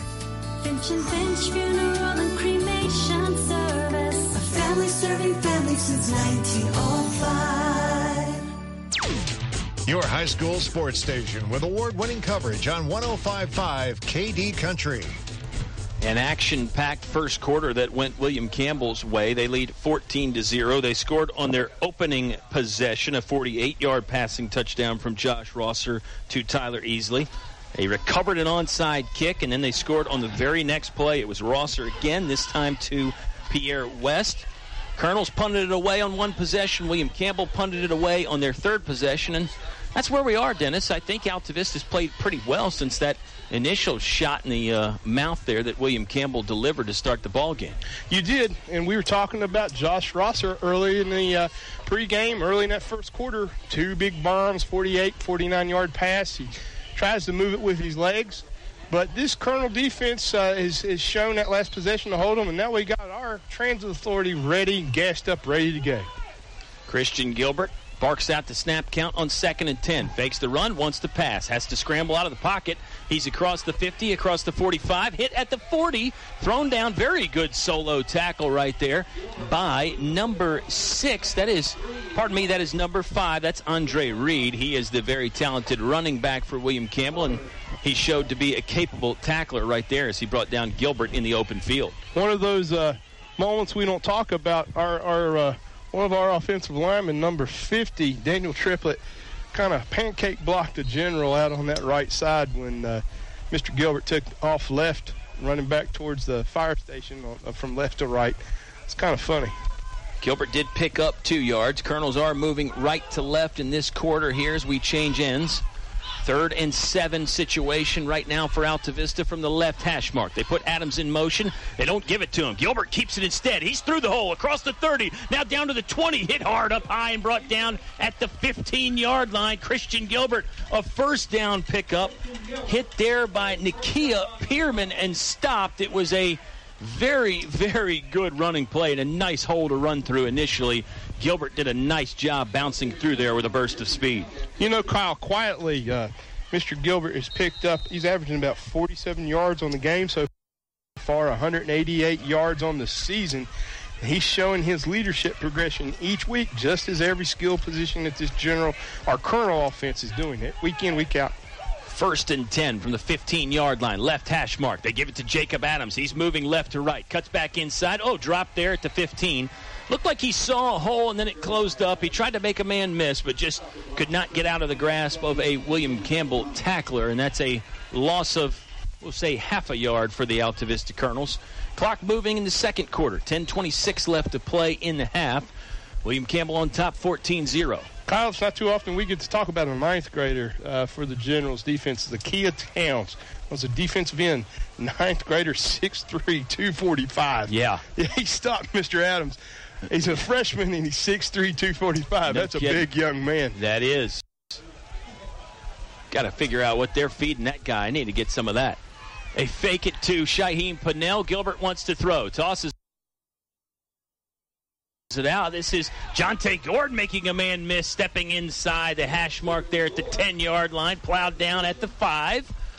Good soft touch there on the pass by Christian Gilbert. I mean, the ball was only in the air for about 5 or 10 yards, but it worked out effectively, and it is enough for a first down. It'll be 1st and goal for Altavista from the 5-yard line. You know, week 1, we didn't know that we'd be in week 4 or week 5 talking about almost 300 yards on the season passing for our quarterback, for Mr. Gilbert. And he shows, like you just said, a very soft touch. And what a momentum head run and blocking by the other gentleman on the interior for the Colonels. They put a man in motion again. Gilbert's going to follow Jacob Adams in the hole, diving for the end zone, and he is in. Touchdown, Christian Gilbert from 5 yards out. The Colonels score. They answer. Let's see if Altavista wants to kick the extra point or go for 2 here. Clock stop with 9:20 left to play in the first half. Colonels with a touchdown there on a 60-yard scoring possession. Kyle, the Colonels bringing in a big young man we don't call too often either, Tamon Hood, a 10th grader, 6'1", 369. Yeah, another big guy out there. Altavista will try the extra point. It's Shaheem Pennell on to kick. Looks like Jacob Adams holding. Snap is good. Put on the block. This is a nice high kick, and Pennell has got it through the uprights. The Colonels have cut the William Campbell lead in half. 14-7 General Football when we come back. It's high school football on 105.5 KD Country. I'm Jeff Walker of First National Bank and the manager at our Main Street branch in Altavista. Did you know that local bankers have a lot more at stake in taking better care of you? You see, helping local customers like you be more successful is our only focus, and each customer is so important. So for your small business, construction, and personal loan needs, think of me and think of us first. That's local First National Bank. We'll help you bring home more bacon. Member FDIC, Equal Housing Lender. Your high school sports station with award-winning coverage on 105.5 KD Country. William Campbell High School 14, Altavista 7. The Colonels answer the first 2 scores from William Campbell. It was a whole lot of Chris Gilbert on that drive. Dennis, the junior quarterback, topped it off with a very nice 5-yard scoring run. He did. I agree. And the unsung heroes that we don't generally call out, the Colonel offensive line, the Colonel wide receivers out on the interior blocking, making sure that those runs can go up the middle to the left or right. And the Colonels showed once again strength, stamina, determination, and they didn't get stymied. They came right back out and showed these Generals, we're in this. Take the rivalry out of this. Take homecoming out of this. This is just another week for Colonel football led by a great man in Coach Sharnas. I don't think any team's offensive line gets the credit that they deserve, but you're certainly right. We could talk about the Altavista O-line more. It looked like they ran behind number 50, the right tackle, Daniel Triplett, on that scoring play, and you mentioned that pancake block that he had earlier in the drive. Colonel's offensive line appears to be making some adjustments. Let's see about the Colonel's defense. Shaheem Pennell made the extra point. Now he's got the ball set up to kick off. Sort of a low-arcing ball that will get fielded on the left hash mark at the 20-yard line. Return man hit around the 34-yard line. Dropped there. That was number 2, Tyler Easley, who had full speed going before he was brought down by the Colonel's coverage team. William Campbell will start this 4th possession of the ball game for them from the 36-yard line with 9:12 left to play in the English's Your Complete Home Center second quarter. Kyle, offensive teams, great coaches like ours, they script the first 10, 15, 20 plays. You didn't know that was going to happen on that trickeration. I wonder what the defense is going to dial up now. This is more traditional, used to be what we're accustomed to seeing in Colonel football. Could be right. Altavista with 1 deep safety. That's Jonte Gord. The cornerbacks are giving about a 7-yard cushion. Rosser hands off to Andre Reed. Reed diving through the hole. He runs through 1 tackler on his feet at the 50. Hesitation move at the 45. Now dragged down and out of bounds at the other 40-yard line. So just like that, The wheels are greased up again for William Campbell's offense. That's a 24-yard rushing play on first down for Andre Reed. You know, Kyle, we're seeing something out of this running game of the William Campbell Generals. They use a lot of stiff arm when they get out on the interior, out of the alley, and that's a Hall of Fame kind of move for a gentleman, Andre Reed, who's named after a NFL Hall of Famer himself. Hard running from William Campbell's ball carriers. We saw it last week with the Rustburg Red Devils, seeing it again here from another Campbell County team. Rosser looks over the defense, ready to accept the snap. He does. Waist high, wants to throw. Looks right. Now he pumps it, and he's going to run for it. Flings it to the near sideline. Ball was close to hitting the turf, but the referee right there on the spot says it's a grab and a completion to number 21, Wayne Ewell. That's a 7-yard gain on first down. Rosser did a nice job pump faking and keeping the play alive and threw another on-target pass over there. Kyle, that was a right-on play, big hit from Shaheem Parnell in that low. He stopped the general wide receiver right in his tracks. It's actually a 9-yard gain. They respot the football. Ball resting on the 31-yard line now. William Campbell on the move again in Altavista territory. Need to get to the 30-yard line, just 1 yard for a first down.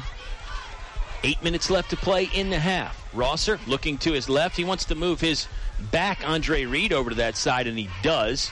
Ball gets snapped. Rosser will keep it himself. Runs around one tackle off the left tackle there. Inside the left hash mark, falls forward for a first down. Didn't pick up much more than about 1.5 yards or 2 yards, but it's enough to move the chains, and the Generals, another fresh set of downs here. Already leading 14-7, 7:44 left to play in the half. Kyle, the Generals had 3 wide receivers on the left that were down blocking. That was a run play all the way through. I think we handled it very well, the Colonels did. Colonels defense trying to get some penetration. Rosser wants to throw down the seam. It's completed to 5-yard line into the end zone for a touchdown is Tyler Easley. The second time he has gotten in there tonight. Rosser has thrown his 3rd touchdown of the evening. Oh, man, we're less than halfway through the second quarter. And Josh Rosser, the senior quarterback, putting on a show. His 3rd passing touchdown, this time a 29-yard scoring strike to Tyler Easley. Kyle, we said it earlier. I didn't know we were really going to see it. On paper, this is a Rosser offensive show, and his numbers don't lie on paper. This young man backs up everything he's got. Movement early, but the kick was good, and I don't think a flag even came out anyway. Extra point converted, 21-7. The William Campbell lead is back to 2 touchdowns. Altavista football on the way back. Hope you're enjoying this ringside seat on 105.5 KD Country. Stay cool in the summer and warm in the winter. Tyree Little's Heating and on the ready to keep you comfortable year-round. Locally owned and operated, just a call away with over 20 years experience. Licensed and bonded. Tyree Little's Heating and Cooling, specializing in heating, air, plumbing, and electrical. Any season, anytime. Tyree Little's Heating and Cooling, keeping you cool in the summer and warm in the winter. Give them a call today. Tyree Little's Heating and Cooling, Gretna. Your high school sports station with award-winning coverage on 105.5 KD Country. The visiting William Campbell Generals on top 21-7 over the host Altavista Colonels. How about senior quarterback Josh Rosser? 3 touchdowns through the air already. 2 to Tyler Jarvis. You know, I'm going to rank Mr. Easley, their quarterback, Mr. Rosser rather. I'm going to rank him right there with one of the best individual players we have seen thus far this season in broadcasting. He's comparable to any of the athletes that play for the Stanton River Eagles and probably one of the best that our Colonels see all year. Yeah, I think Josh Rosser could fit in on just about any football team anywhere. Here comes an angled kick that's mishandled at the 45 but fallen on by Daniel Triplett. I don't think it was an onside kick, but it ended up being a line drive to Triplett, who was on that front line. He's only about 12 yards away from the kick, so that ball can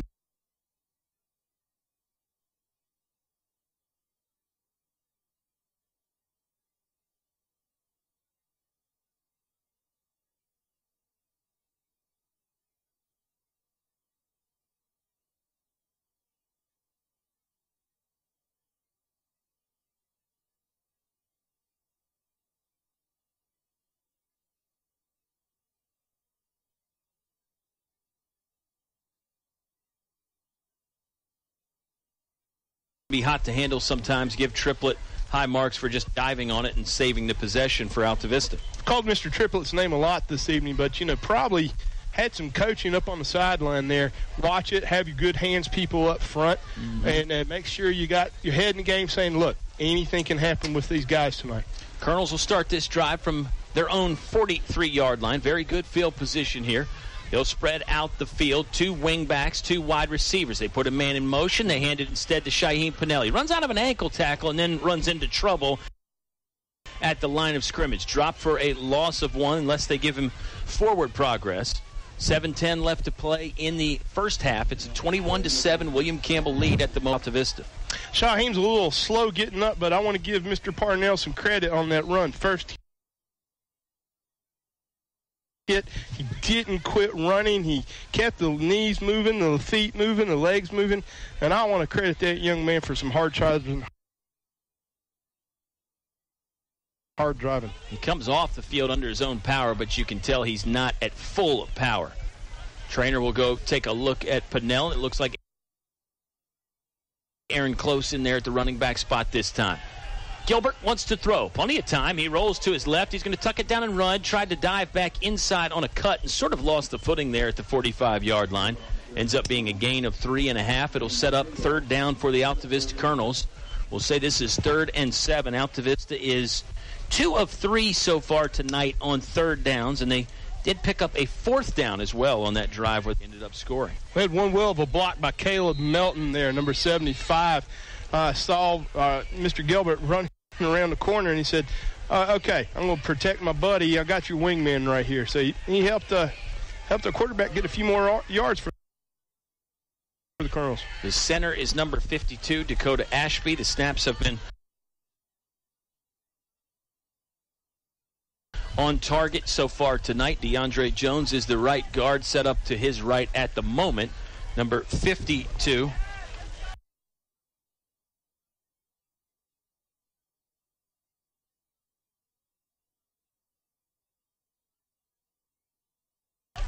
Ashby waiting for the play call and trying to get the offense.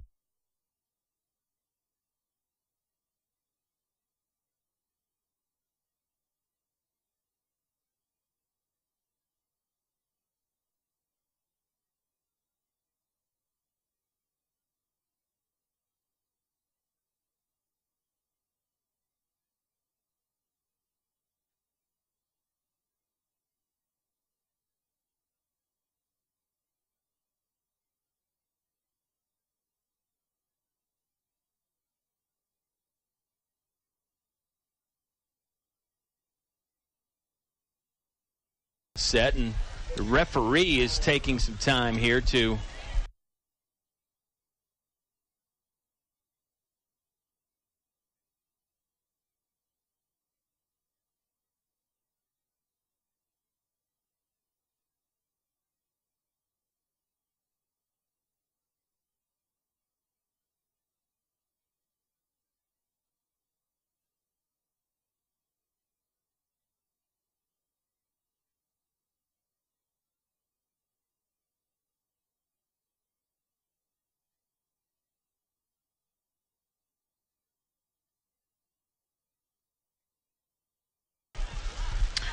Kyle, he's either checking the clock or maybe he's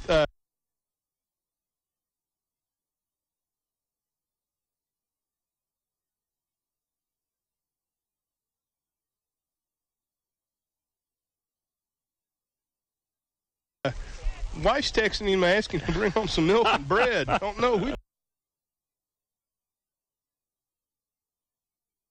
one it is. We're being told it was a sideline warning on the Altavista.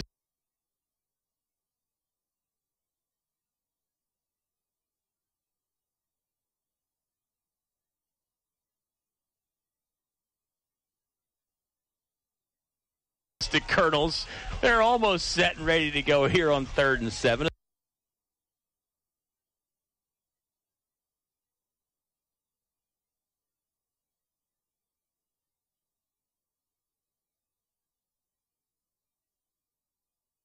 A small delay for the moment, but that was a good one by you. Sorry. No, I liked it. It's always good to lighten the mood a little bit. Christian Gilbert going to walk over to the sideline to get some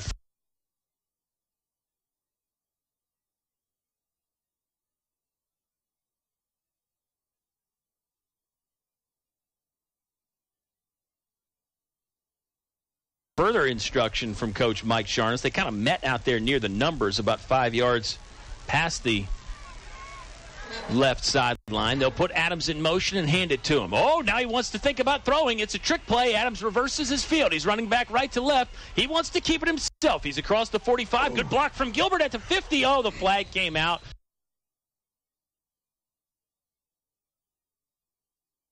I think they're going to say that Christian Gilbert made a block in the back on that block that I thought was a good one. It was a good one, but perhaps too good. Might have gotten him in the back. Adams was still a yard or two shy.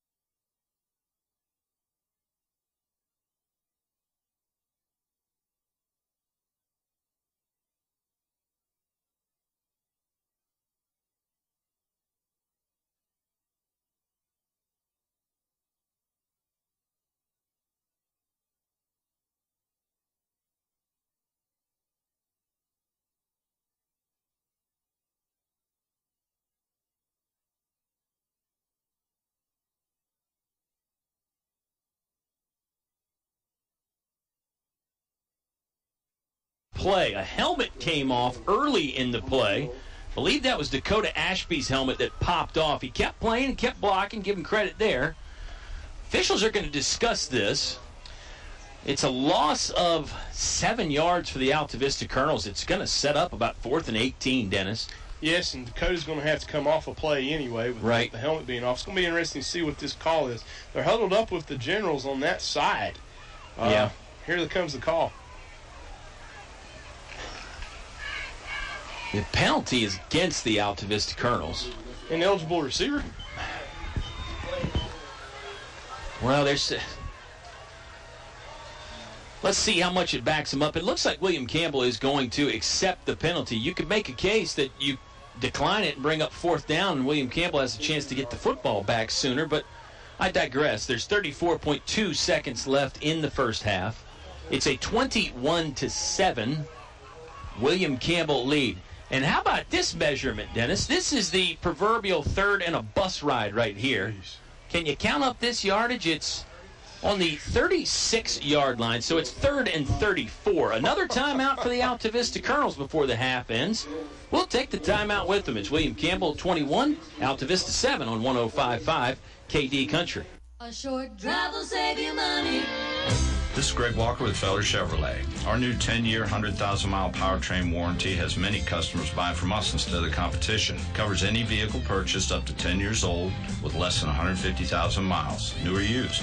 With our 3-day money-back guarantee, you can buy with confidence. Where else can you get great prices, good selection, 3-day money-back guarantee, and a warranty that gives you 10 years of protection? Come see us. You'll be glad you did. Feller Chevrolet in Altavista. Now back to the action with Colonel Sports on 105.5 KD Country. So the Altavista Colonels are in a situation you don't see very often. It's 3rd and 34. The ball is going to be snapped from the William Campbell 36-yard line. They're on the side of the field you want to be, Dennis, but they have a 3rd and a mile to pick up. The first down marker is around the 2-yard line. Altavista, it's 3rd down. They've used up all their timeouts. There's 34.2 seconds left, so you have 2 plays to pick it up. If you're William Campbell, you got to be a little bit careful. Here comes a heavy rush. Gilbert's going to try and get out of it. He can't. He's dropped at the 44-yard line. Colonel's offense leaking oil here and losing more yards. Clock is running with 20 seconds left. The official's pointing at William Campbell football, and now he's saying, my bad, it's Altavista football. It's 4th down. The Colonels probably do not have to run another play. The play clock is at 20. The game clock is at 15. I think Altavista's probably going to go to the locker room, although they're lining up like they want to try and heave it towards the end zone. Now it's down to 6 seconds left in the half. They're not going to get this play off, Mr. Jarvis. The first half has come to an end under some very strange circumstances indeed. We'll go to the Tuscan Italian Grill halftime show. It's William Campbell 21, Altavista 7. 90-second timeout, and we're back with more on 105.5 KD Country. You can buy paint from any old yahoo who knows nothing about paint in one of those big box stores. For quality paint from people who really know paint, it's Davis Paints from your complete home center, English's. Davis Paints, which has been known for quality since 1921, is not just sold anywhere. Visit the new paint room at English's, your authorized Davis Paint dealer. English's is your complete home center. On North Main Street, Altavista. Napa know-how. Getting the best usually costs a pretty penny. But when it comes to getting one of the best motor oils, your pennies don't have to be pretty at all. Because Valvoline Full Synthetic Motor Oil is only $5.59 a quart. So treat yourself to Valvoline Full Synthetic, now just $5.59. That's Napa know-how. Napa know-how. General States pricing. Sales prices do not include applicable state, local taxes, or recycling fees. Offer expires 9/30/17. Napa Auto Parts, Main Street, Altavista, across from Feller Chevrolet.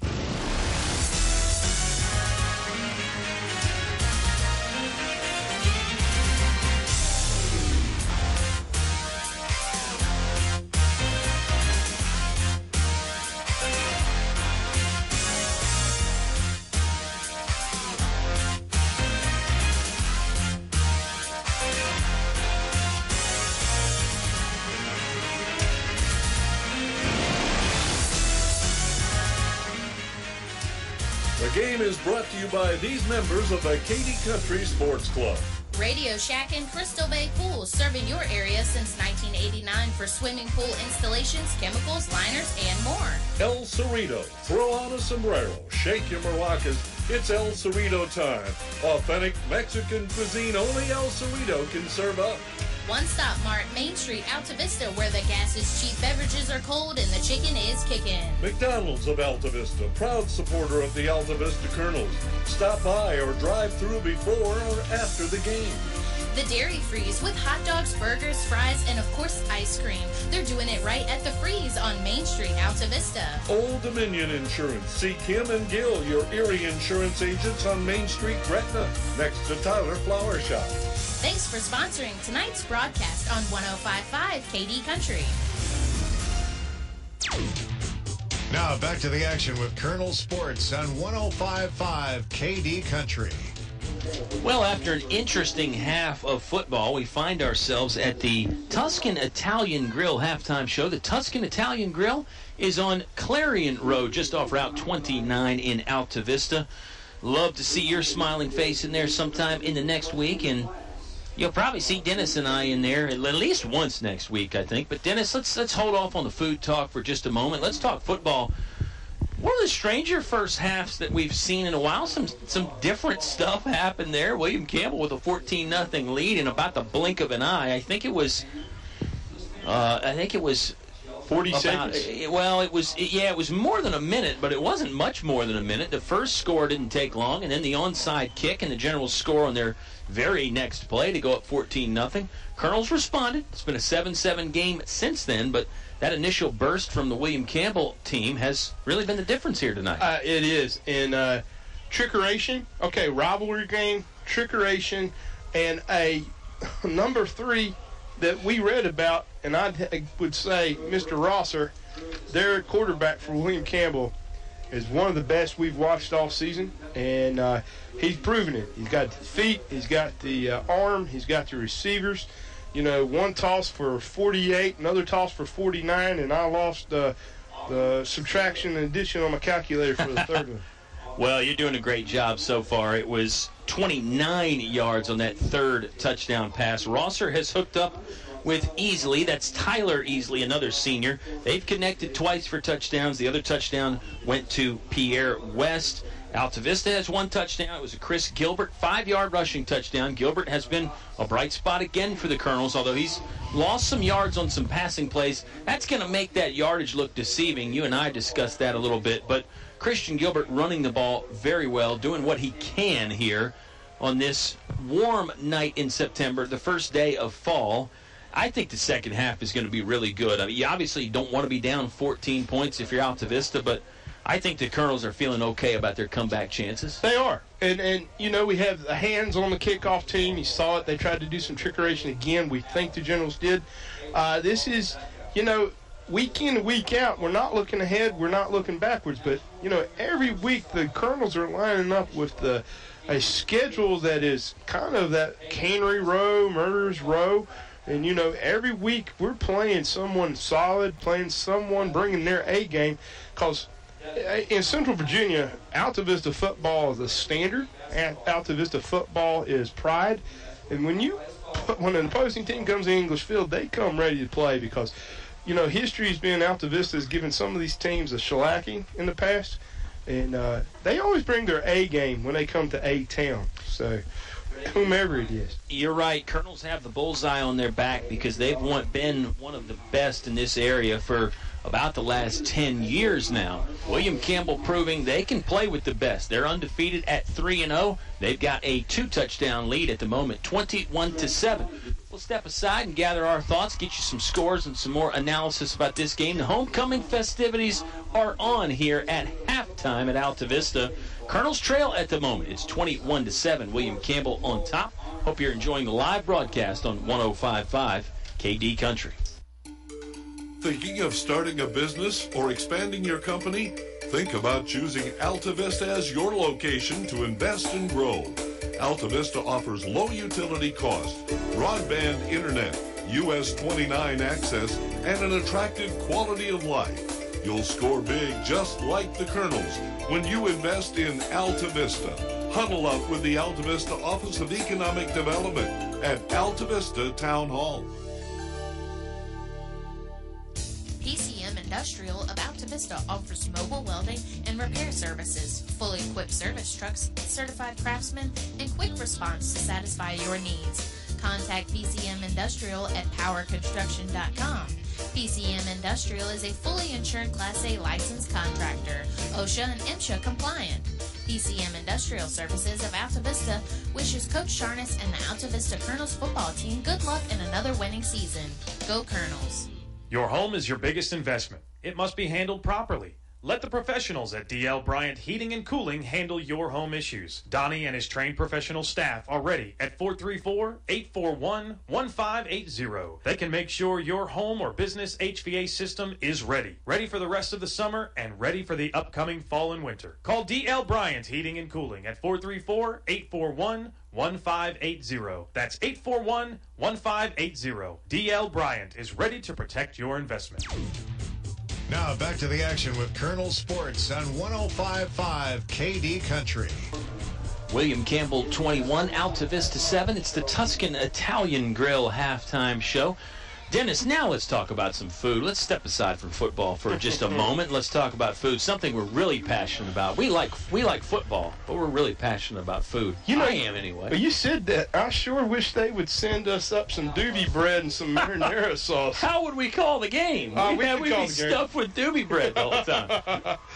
I remiss. I had an appointment out of town Tuesday, and I didn't get to go to Rotary, and it's 2 weeks in a row I haven't been there, so I'm really looking forward to going to Rotary this Tuesday and getting to eat. I would have gone on Tuesday if I had known you weren't going to be there. Oh, I'm just kidding. Come on, that's a joke. I know, but I tell you, Altavista Rotary Club will host you for lunch any Tuesday. I know, and that wonderful buffet won't cost you any money. I know. I gotta take you up on that offer for sure. The lunch buffet is wonderful at the Tuscan Italian Grill. If you have not checked it out yet, it's all you can eat for $6.99. Yes, let me repeat that. All you can eat, pizza, pasta, salad, and dessert, $6.99. And then the menu's not bad either. You know, we're off the menu. I had a shrimp po' boy the other day. You got shrimp po' boy? Shrimp po' boy's good. I'll still go to my standard, the Hero, which is the best Greek sandwich west of the Cretan and Greece Isles. But I really you've had one over there. In my mind. Okay. No, in all seriousness, the shrimp po' boy, the blackened salmon spinach salad, the grilled shrimp spinach salad, they have it all. And, like I said, service with a smile when you walk in the door, service with a smile while you're there. And they know your name after you come for a while. I think they know the Haney family very well. If I'm good, every Tuesday, Wednesday, I see you all up there. It's amazing they treat us so well considering the amount that I tip people. Hey, we're talking about the Tuscan Italian Grill. If you joined us late, they're just off Route 29 on the Clarion Road in the Aaron Shopping Center. It's very convenient for everybody because it's easy on and off 29 for sure. Go check out the Tuscan Italian Grill. They bring us this halftime show. Okay, back to football. That was fun, though. Big game in Lynchburg tonight. EC Glass is leading Heritage at halftime, 7-6. Our neighbors in Pittsylvania County are locking up tonight. Gretna is leading Chatham 19-0. That's of importance. We'll see both those teams down the road. Altavista plays at Gretna next week. In fact, it's 19-0 Hawks at the moment over the Cavaliers. LCA is beating Rustburg 21-7. Appomattox beating Dan River 17-7. Two more teams we'll see down the road. JF all over Liberty 40-7.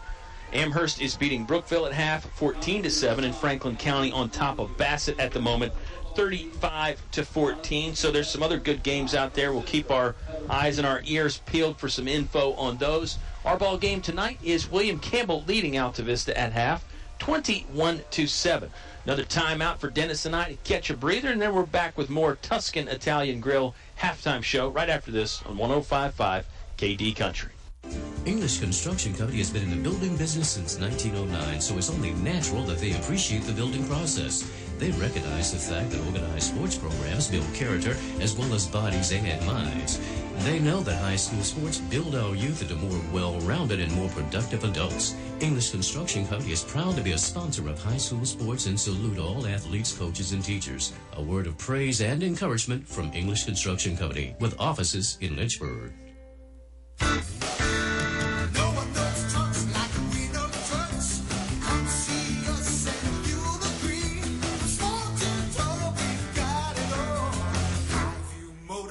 GMC. Come on in with the family. See your friends. Highview Motors. Highview Motors. GMC. Small to tall, we've got it all. Highview Motors. GMC.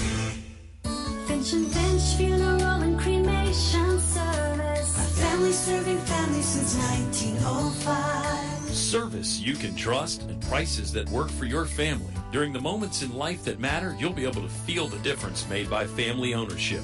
Finch and Finch, families serving families since 1905. Finch and Finch Funeral and Cremation Service. A family serving families since 1905. Now back to the action with Colonel Sports on 105.5 KD Country. The Altavista Colonels trailing the William Campbell Generals at the moment, 21-7. It's halftime show at the moment here, the Tuscan Italian Grill halftime show. It's a bit extended today because it is homecoming right now here at Altavista High School. This first day of fall, it felt early for homecoming for me, Dennis, but you know, you got to make it work with your schedule and that kind of thing, home games, etc., etc. They're announcing the homecoming king and queen right now, and of course our wonderful game director Robert Duff, our wonderful public address announcer Mr. Robert Duff is doing a nice job here tonight, and the crowd is into it. It looks like a good crowd. We've seen several alumni, some folks that graduated last year and years before. You know, right in front of the broadcast booth, we've got the Farmer family, and we've got Steve Jr., who's starting on special teams for Hampton Sydney Tigers. You know, Coach Sharnas talked about him. Yeah. We've got, speaking of homecoming, we've got on ESPN tonight, we've got another young man leading the UVA Colonels into the Smurf turf out in the big sky country in Idaho, taking on Boise State, and I forgot to set my DVR, so I'm wondering what's happening with do you want me to give you an update? Sure. Well, Boise State scored on their first possession, but it's still early in the ball game. That was an 8 o'clock kickoff. So the UVA Cavaliers, led on defense by Mr. Juan Thornhill, are still okay in that ball game, even though they gave up an early score to the blue whatchamacallits out there from Boise State. They've got the most hideous uniforms in all of college football. But you know, Kyle, we're talking homecoming night. Altavista's had a great couple of weeks. Altavista on Track just celebrated their 10-year anniversary last Thursday for community and economic development. We had a couple of weeks ago a one-year celebration by the Standard with over 100 employees. We're seeing a lot of momentum for new investment and growth in the community. Office of Economic Development is going to have some wonderful things to announce soon. The golf team last night in a Campbell County match over their home course did really well, finishing second last night. So as far as homecoming goes, Colonel Nation, Colonel Pride is shown orange and black all throughout the A-Town and Altavista all week. Sure has. The volleyball team playing well, too. Yes. The cross-country team has some big matches coming up, girls and guys side.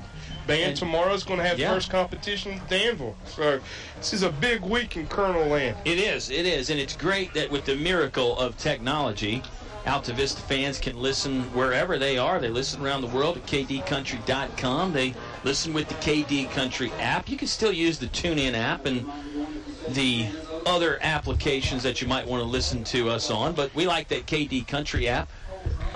Christian Gilbert's uncle, Andre Gilbert, used to listen to us in Atlanta. You've got our crew out there in the Bluefield, West Virginia / Virginia area that tunes in to us. Western Highlands of North Carolina and Boone. I've got a duo, Chase Parks and Chase Cross, that tune in on the TuneIn app too. Now they're black and orange, and they're black and orange on Friday and black and orange on Saturday. You know, it's weird. I cheer for an A team on Friday, and I cheer for an A-led team on Saturday. That is weird. That's why you hired me. Does that freak you out? No, it doesn't. Bit? It makes Okay. it All easier. right. It makes it, yeah, it's true. You can just wear something with an A on it. Okay. It's the Tuscan Italian Grill halftime show, and we are off the script a little bit because it's homecoming here at Altavista, and things are taking a little bit longer during the halftime. It's 21-7, William Campbell leading at the moment. Let's recap it for you again. To start the ball game, Generals scored on what I believe was their fourth play of the game. It was Josh Rosser hooking up on a 48-yard touchdown pass to Tyler Easley. Then came an onside kick that William Campbell recovered at the 49-yard line. They scored on the next play. Josh Rosser hit Pierre West on a pass, a 49-yard scoring pass. Just like that, in the blink of an eye, it was 14-0 William Campbell. Things settled down a bit after that. Altavista responded. Chris Gilbert scored from 5 yards out, a touchdown. And then Josh Rosser threw his third touchdown of the ball game, hooking up with Tyler Easley again. Easley has 6 touchdowns on the year, Dennis. 6 receiving touchdowns. Remember, this is just William Campbell's fourth ball game. Yes. So really they've played 3.5 ball games if you want to look at it like that. And the young man's got 6 receiving touchdowns already. Josh Rosser, are you ready for this? He's got 14 passing touchdowns already in 3.5 ball games. We've got another half to go tonight. Well, he's had 3 of those tonight. Yeah. And, you know, I was talking to you during the breaks that, you know, something I get to talk about in the second quarter. I was really pleased with the game plan and the real methodical drive that the Colonels put up right there before the half. Was moving very well, moving very efficiently. The offensive line was hitting. You had some different looks on whom the ball went to. Grayson had a snap go right. He kept his feet running, didn't let the ball get behind him. And you know, and a really odd sequence of events moved the ball backwards. And you don't want to call anything out, but, you know, I think the momentum ended well for the Colonels. They stopped the Generals on a drive, got the ball back and drove well, got within scoring distance, and we get the ball back to start the third quarter. Yeah, if you take away the weirdness on the last 3 or 4 plays there, yeah, I think Altavista did have some positive momentum going into the locker room, with the exception of those last 3 or 4 plays. I think the Generals can't feel bad about where they're at, leading by 14 points.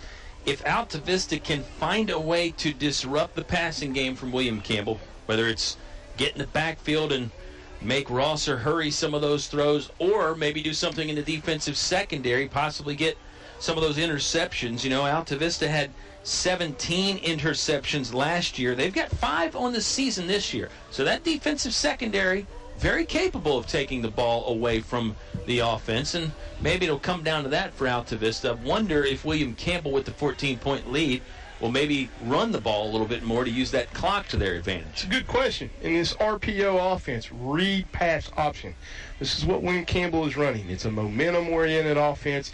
You swing it back, you slow it down, you move it forward, you drive it in. You move the ball fast, you go no huddle. Or like I said, you slow it down. But, you know, it's really wild. We've been watching that. They'll get a triple. They'll stack the receiver's trips to the left.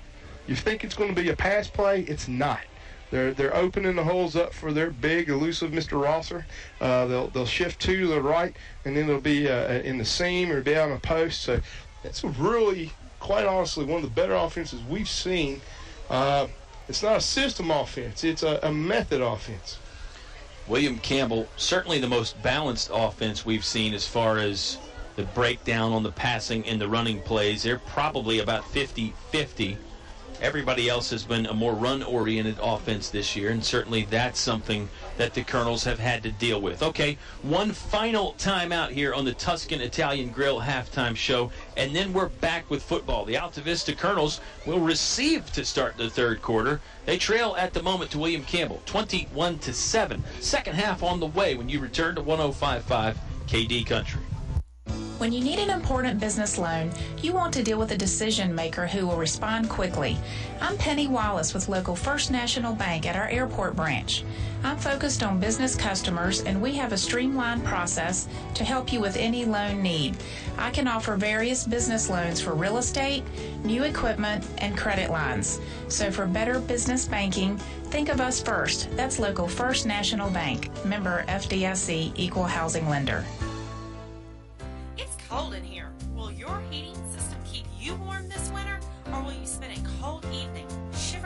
the covers. Have your heating system inspected today by Tyree Little's Heating and Cooling. Kit Tyree has over 20 years experience and specializes in heating, air, plumbing, and electrical. Licensed and bonded. Call for an appointment today. 309-2266. 309-2266. Tyree Little's Heating and Cooling. Fun times are waiting for you at El Cazador, Altavista's oldest Mexican restaurant. Relax in comfort with daily food and drink specials, Mexican and American foods, and a children's menu too. Call for takeout or go online to elcazadorva.com. El Cazador is a proud supporter of community activities like high school sports and the Y. El Cazador is open 11 a.m. to 10 p.m. 7 days a week. Stop by before or after the game. Now back to the action with Colonel Sports on 105.5 KD Country. I'm Kyle. He is Dennis. Katie is our sound engineer back at home base, and we're so glad you're tuning in to us on this Friday night. First Friday of autumn. Can you believe it's the first day of autumn? It definitely doesn't feel like it, but that's okay. We'll play football anyway, and once again, we're glad to have you on board, whether you're listening on Main Street in Altavista or around the world like we know a lot of folks are. The Altavista Colonels will receive to start the second half. Of course, we've already seen, Mr. Jarvis, that just because you're scheduled to receive the football doesn't mean you are going to get it. You got to watch for the onside kick with William Campbell. You do. And Kyle, let's talk about attitude. Coaching staff came up right to our right in their position right at the top of the stadium here at English Field, right in front of us. Boys came out. Our sound crew over here is dialing up AC/DC with the bells ringing. For whom the bell tolls, I think that reckons in my ear. I think Colonels come back. Colonels take that sledgehammer away from those generals that brought them in and show them what Colonel football is. Tough, tenacious, and we're made of titanium. The triple T. We haven't mentioned that since the pregame show. The William Campbell football team does have a sledgehammer that they use on their sidelines as a prop to get their guys fired up. Not going to actually use it as a weapon, but pretty neat to carry something around like that. And you see a lot of different teams do different things as far as props and flags and all that stuff goes. It is another short kick, not a designed onside kick. The Colonels fall on it. They gather it up at the 39-yard line. That's Tyler Gord that collected the ground ball and then went to the turf to secure the catch.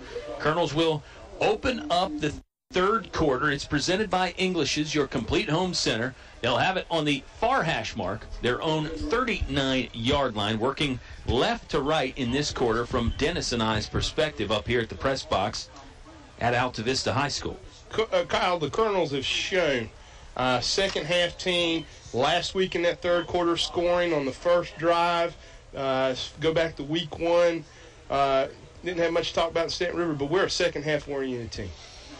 Don't disagree with you. They put Adams in motion and fake it to him. Instead, it's a handoff to Aaron Close off right tackle. Hit hard, was able to stay on his feet. He was sort of horizontal with the ground for a moment. Did pick up 3 or 4 yards on the first down running play. William Campbell leading 21-7. Altavista had 4 possessions in the first half, Dennis. 2 punts, 1 touchdown, and then 1 that ran out because of the end of the half there. Well, you know, let's look at our momentum has grown each game, each progression, and showed a real tenacious type of offensive set last week. I think we'll see more of the same. Football's in the middle of the field at the 42-yard line. Chris Gilbert sees the blitz coming from the defense, throws it, heaves it, was looking for Jacob Adams. It bounced just a yard in front of Adams, and that blitz certainly did pressure Gilbert into throwing the ball a little bit quicker than he wanted to. Another third down situation for the Altavista Colonels, first one of the half. Altavista was 2 of 5 on third downs in the first half. This one will be 3rd and 8, or maybe a long 7 if you want to be generous. Kyle, about a half second longer. If it got set, Mr. Gilbert would have had him a good first down on the scene. Colonel's offense does not huddle. They look to the right near sideline to get the play from the coaching staff. Still looking at the moment. That offensive line has Daniel Triplett and Caleb Melton at the tackles at the moment. We'll see if they can keep the rushers from coming to get Chris Gilbert if Altavista decides to pass the ball. Could be an option play. Haven't seen many of those. It is. Option left. Gilbert's going to keep it all the way. Runs through a tackler at the 46. He's going to be a yard shy of the first down. Good hard running again from Chris Gilbert, but the William Campbell defense closed quickly. Kyle, couldn't see my hand motion radio land. That was a nice. You said we're going to go to an option. Got in the alley, dropped his shoulder. Offensive line kept opening hole and picking up about 4 more yards more than we should have got on that possession. 4th and a long one for the Altavista offense. Looks like they're going to stay on the field and go for it. 4th and 1. They need to get to the 49-yard line. They put Adams in motion. Now they're going to give it to Aaron Close. Straight ahead running. He stops short, but he dives and rolls forward, spinning across and trying to get the first down.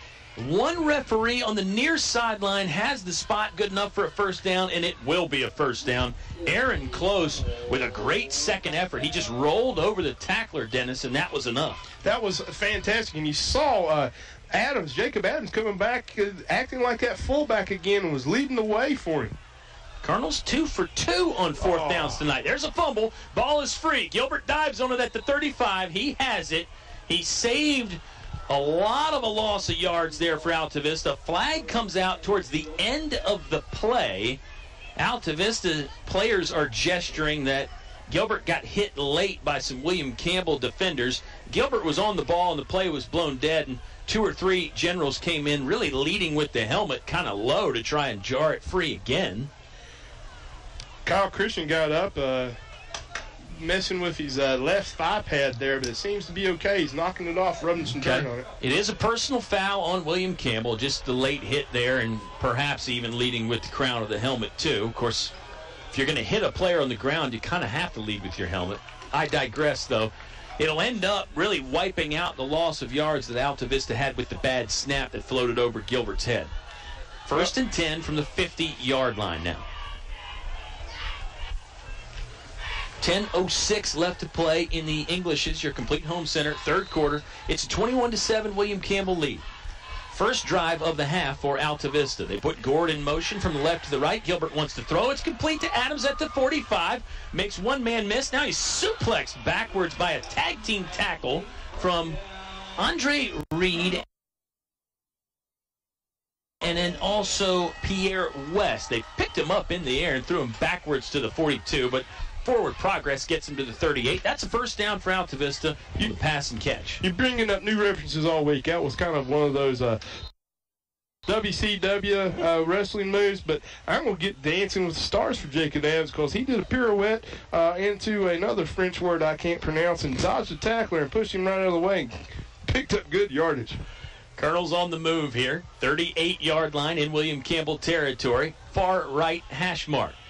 Running back was starting to go behind the center there, but hit in the backfield. That was Aaron Close again, I believe, on the carry. Yes, it was. Nope, Shaheen Pinnell, I beg your pardon. He did not gain anything on the first down run. Clock moving, 9:20 left to play in the 3rd. William Campbell has 21. Altavista has 7. 2nd and 10 up next for the Colonel offense. William Campbell defense is very good. And I'm telling you, number 11, Noah Pearman at the linebacker spot. The last name Pearman certainly helps, but he's a pretty good player in his own right. 6'3", 190 junior. Need to check his relationship to William Campbell great Cedric Pearman. Christian Gilbert fakes the handoff, keeps it himself, follows a pulling guard through the hole on the right side, falls forward across the 30 and to the 28. That should be enough for an Altavista first down. Kyle appears to be. They're going to be moving the chains, they are. And pretty methodical play. The Colonels are using a lot of clock, looking to the sideline, making sure they get the call, setting up, and that offensive line of the Colonels is really moving some beef on the other side of that ball tonight. It's a very good drive to start the second half for Altavista. It started back on the 39-yard line. They had to survive a 4th down conversion, too, where it looked like Aaron Close was stopped short. They're still going here with a fresh set of downs. Football resting on the 28-yard line, right hash mark. Gilbert's going to keep it again. Runs through an arm tackle in the backfield, then falls down at the line of scrimmage, or perhaps a yard beyond. 8:10 left to play in the 3rd quarter. William Campbell leading by 14. It'll be 2nd and 9 on the way for Altavista in the home black jerseys with the white pants to go along with the black helmets. Kyle, this is a great drive thus far for the Colonels. An inerrant snap. That penalty kept the momentum moving, picked up a first down, and I'm really pleased with what we're seeing thus far out of the Colonels starting the second half. It's a good start for Altavista in this English is your complete home center third quarter. Adams goes in motion. They're going to run an option. Gilbert's not going to be able to get to him. Yes, he is. He throws it to Adams. Adams has it across the 25. Stutter steps at the 20. Hit at the 19 and thrown backwards there. Give Christian Gilbert an A+ for getting the ball to Jacob Adams. William Campbell took away the option pitch, so Gilbert gave a little ground and then threw the conventional pass to Jacob Adams. Adams did most of the heavy lifting there after that with a 9-yard gain. I'm trying to see. There was a wonderful blackout on the seam. It was Joshua Franklin, a 9th grader, 5'9", 130, had a great block for Mr. Adams out on the seam. And you're right. I was dancing with Grayson up here, doing the moves myself, trying to emulate him. What a fantastic momentum-gaining possession for the Colonels in the second half. Officials are going to measure over there on the far sideline, which is unconventional. Normally when you do a measurement, you bring it out to the hash marks. Nevertheless, it's an Altavista first down. They gave Jacob Adams 10 yards instead of 9. 7:10 left to play in the English's third quarter. It's a 21-7 William Campbell lead, but the Colonels driving here to open the second half. Thanks to some really good stuff from Jacob Adams, Christian Gilbert. They picked up a fourth down earlier right around midfield. They're in the red zone now inside the William Campbell 20 at the 19. Gilbert has the offense set on the far left hash mark. Wide side of the field is the right. Colonels will run that way. Shaheen Pennell gobbled up before he can get over there, though. Never really got the full head of speed going as he was hit by the defensive line from William Campbell. It's a gain of 0. You know, Kyle, the coaching staff for the Colonels came out a little earlier than the team did to start the second half. I think we got a lot of talking up from some of the senior leaders and the head coach. There is a lot of different vigor and vitality out of the Colonel offense starting this second half. They're crisp, they're clean, and they're just seem more into it this half thus far. Adams is set up on the right wing. There's one tight end and one wide receiver split out. Passing play here. Gilbert, pocket collapsing, and he's dropped at the 25-yard line. He stood tall there for a moment, but was thrown down by number 54, Darrell Adams. That's a loss of 6. It'll bring up 3rd and long. Call it 3rd and 16 for the Altavista offense. We've seen them pick up 2 first downs on 4th down tonight, Dennis, so maybe you don't have to get all the yardage here, but you'd certainly like to get it a little bit closer. No, and let's talk about that beef, the General Beef. Darrell Adams is a 6'1", 205-pound senior. He's big and bulky, but that offensive line's been holding him at bay for a very long time.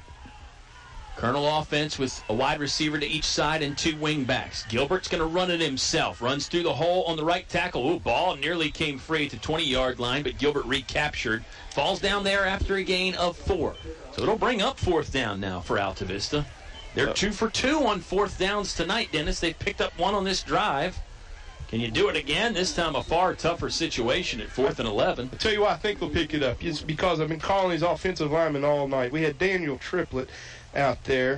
Dakota Ashby, number 52, helping Mr. Gilbert get an additional yard or 2 on that play. This offensive line is maturing each week, growing in age, and I'm really impressed with our O-line tonight. Colonel coaching staff has taken a little while to signal the play in. There's still 25 seconds showing on the play clock. Well, that's off now. Now it's restarted. Pardon me. 4:50 left to play in the third quarter. Altavista with the opening drive of this second half, and they're eating up a lot of time. Let's see if they can keep it going on 4th down. Gilbert fakes the run, wants to pass, has time, throws into the end zone looking for Adams, but it's intercepted there by the William Campbell Generals. Touchback, William Campbell. The ball is picked off in the end zone by, guess who, number 3, Josh Rosser. He does it all, including play defense, and he takes away an Altavista possession there. You could argue it works out sort of like a punt, but he intercepted it in the end zone, so it'll bring the football back out to the 20-yard line. That's where William Campbell will start their first possession of the second half. Kyle, that's Christian's only 3rd interception on the season, and you know, it's odd we call Jacob Rosser's name You know, he's a quarterback, so he understands. Quarterbacks are one of those cerebral positions that can play about anything and anywhere, and he showed his finesse skills there real well. He's a hands man, too. Excellent observation by you that generally that quarterback understands the way offenses work, understands the way football works, and certainly made a very nice football play there to get the football back for William Campbell. He'll run it himself on first down. Going to go with the quarterback sweep over to the right side, hit hard around the 26-yard line, and got pushed out of bounds. Never really went to the turf, but stopped after a pickup of 8. You know, Kyle, it's like we were talking last week, those running backs from the Red Devils. Mr. Rosser is ahead of steam. You got to hit him high, hit him low, but wrap up. Follow through with the tackle. Because he's going to toss you off to the side. He sure is. You got to slow him down and wrap up to give your teammates a chance to help you bring him down. He's hard to cut down one-on-one for sure. General's taking some time as they look to the sideline to signal in this 2nd and 1 play. Colonel's safety is only about 7 yards deep. One cornerback, Shaheem Pennell, is showing press coverage, the other backing off a bit. Running play again for Josh Rosser, the quarterback. Gilbert can't get to him. Now he does bring him down from behind. Pennell was there to help out on the stop at the 32-yard line, just outside the left hash mark. Enough for a General first down as the chains move. 4:22 left to play in the English's Your Complete Home Center third quarter. You know, Kyle, I think they were listening to us. Christian and Shaheem wrapped him up high, wrapped him up low, brought him down, and saved what could have been a lot more big, aggressive run for the Generals there. Could have been a bigger yardage for sure. Altavista with good tackling on the outside. Ball's on the left hash mark now, 33-yard line. Generals working right to left in this third quarter. Rosser wants to throw this time. Soft roll out to the right. Fires a fastball to the right sideline. It's complete. Receiver was hit nearly as he was catching, but held on and then lunged forward for a few extra yards. That's number 7, the senior Pierre West with the grab, and then the yard or two after the catch. 6-yard gain on first down for William Campbell. Kyle, it's a fairly diverse selection of whom this Jacob Rosser throws the ball to. We've been calling 2 or 3 different names, and it's not real deep. It's a real select club that they have over there on the General sideline. Pierre West is one of the favorite targets. He's got a touchdown catch tonight. Tyler Easley has 2 touchdown catches, so obviously you know he's a selected target as well. 2nd and 4 from the right hash mark, 39-yard line. Running play off right tackle. Rosser on his feet. Then he went airborne at one point. He was hit and thrown backwards by the converging Altavista Colonels defense. That's probably enough for a first down for William Campbell. Again, though, yeah, he picked up a full 5 yards on the second down running play. You know, an RPO offense, not REO Speedwagon, what we got tonight. And they're just... It's interesting to watch this. They look over the sideline. They're finding the play. They're taking their time. They'll speed it up. They'll slow it down. This Rosser young man, mighty impressive. Colonels are getting Caleb Melton and Nathan Weeks back on the field on the defensive line. 1st and 10 for William Campbell. Far right hash mark. They're going right to left in this third quarter. There's only 3 minutes remaining in the third quarter, and now William Campbell's going to take a timeout. They had a little bit of some disorganization there on the offensive line. So Coach Danny Broggan takes a timeout. Let's take it with him. It's William Campbell 21, Altavista 7. 3 minutes exactly to play in the third quarter on 105.5 KD Country. To become a Moose is an awesome feeling. You just can't belong to a better organization. I was born and raised in a Moose, and I'll be a Moose the rest of my life. My son is a Moose. We're 3-generation Moose loggers. That's how it is with us. I hope everybody else that can join and become a member, you need to do it. You need to see what it does for us. Why I belong to the Moose. For friendship, for the children, and most of all for the seniors. What are you waiting for? Stop by the Moose Family Center in Altavista to learn more about how you can be a Moose. Now back to the action with Colonel Sports on 105.5 KD Country. William Campbell sporting the 14-point lead over the Altavista Colonels here on the Colonel Homecoming. Big shout out to any Colonel alumni out there listening in Radio Land, whether it's 105.5 or perhaps at kdcountry.com or with the KD Country app. 21-7 right now, Generals, Dennis. You know whose office I stopped by today? Hank Frazier. He was happy we gave him a shout-out last week. I hope he's practicing up on that trombone.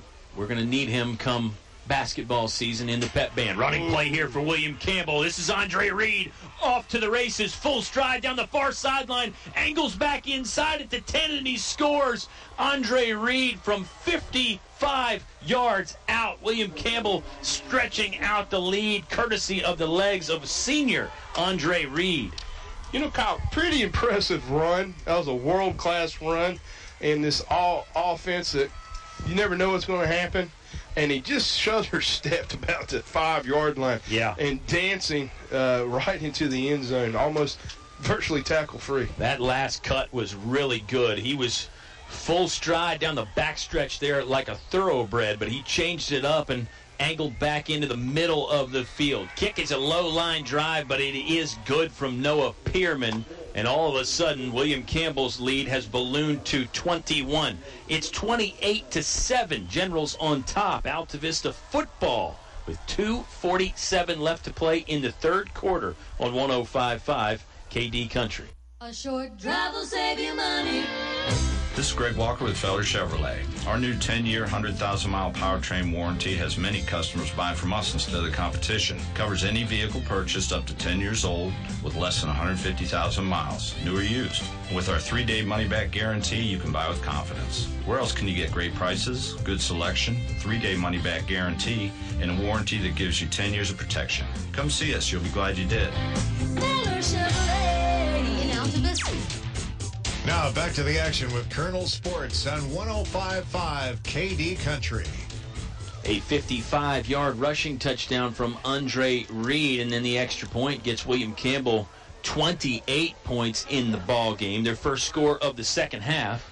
First rushing touchdown of the ball game. We've talked a lot about Josh Rosser, Dennis, but Andre Reed does not want to be forgotten in this list of very good William Campbell players. A 55-yard rushing TD. You know, I read up on him. He's averaging 4 tackles a game, Mr. Reed is. I didn't know that he was this fleet of foot. Ooh. Short, high kick from Noah Pearman. Ball was free on the far sideline there for a moment, but then it went out of bounds at the 30. There was a collision as the ball was going out of bounds. Should be Altavista football at the 35 after the sort of a pooch kick, I guess, from Noah Pearman there off the right foot. It wasn't the low onside kick type of try that they employed successfully earlier in the ball game. If you joined us late, William Campbell scored first on their opening drive. They recovered an onside kick and then scored on the next play to get out to a 14-0 lead very early. This one a different type of kick. Altavista's going to have the football at their own 35-yard line to start. Kyle, one of the more odd special team scenarios we've seen play out this season. This general special teams, odd kick formations, odd kicks. Put the ball in that left hash mark, and then they kick it to the wide side of the field. They give it to Jacob Adams on the wide receiver sweep. This is the Altavista offense operating from the 35. That's just a 2-yard gain. Adams on a play designed to go outside, cut it back inside very early in the play, and picked up 2. Kyle, that offense, we were talking about, Kyler's a Altavista player now. There is a player down at the moment. Looks like it might be the ball carrier, Jacob Adams. We'll keep it here for just a second. We got a great crew. Tracy Emerson's wife, I forget Mrs. Emerson's first name. Angela. Angela Emerson is our trainer for all sports at the high school. It appears we got some cramps going on for Jacob, I think.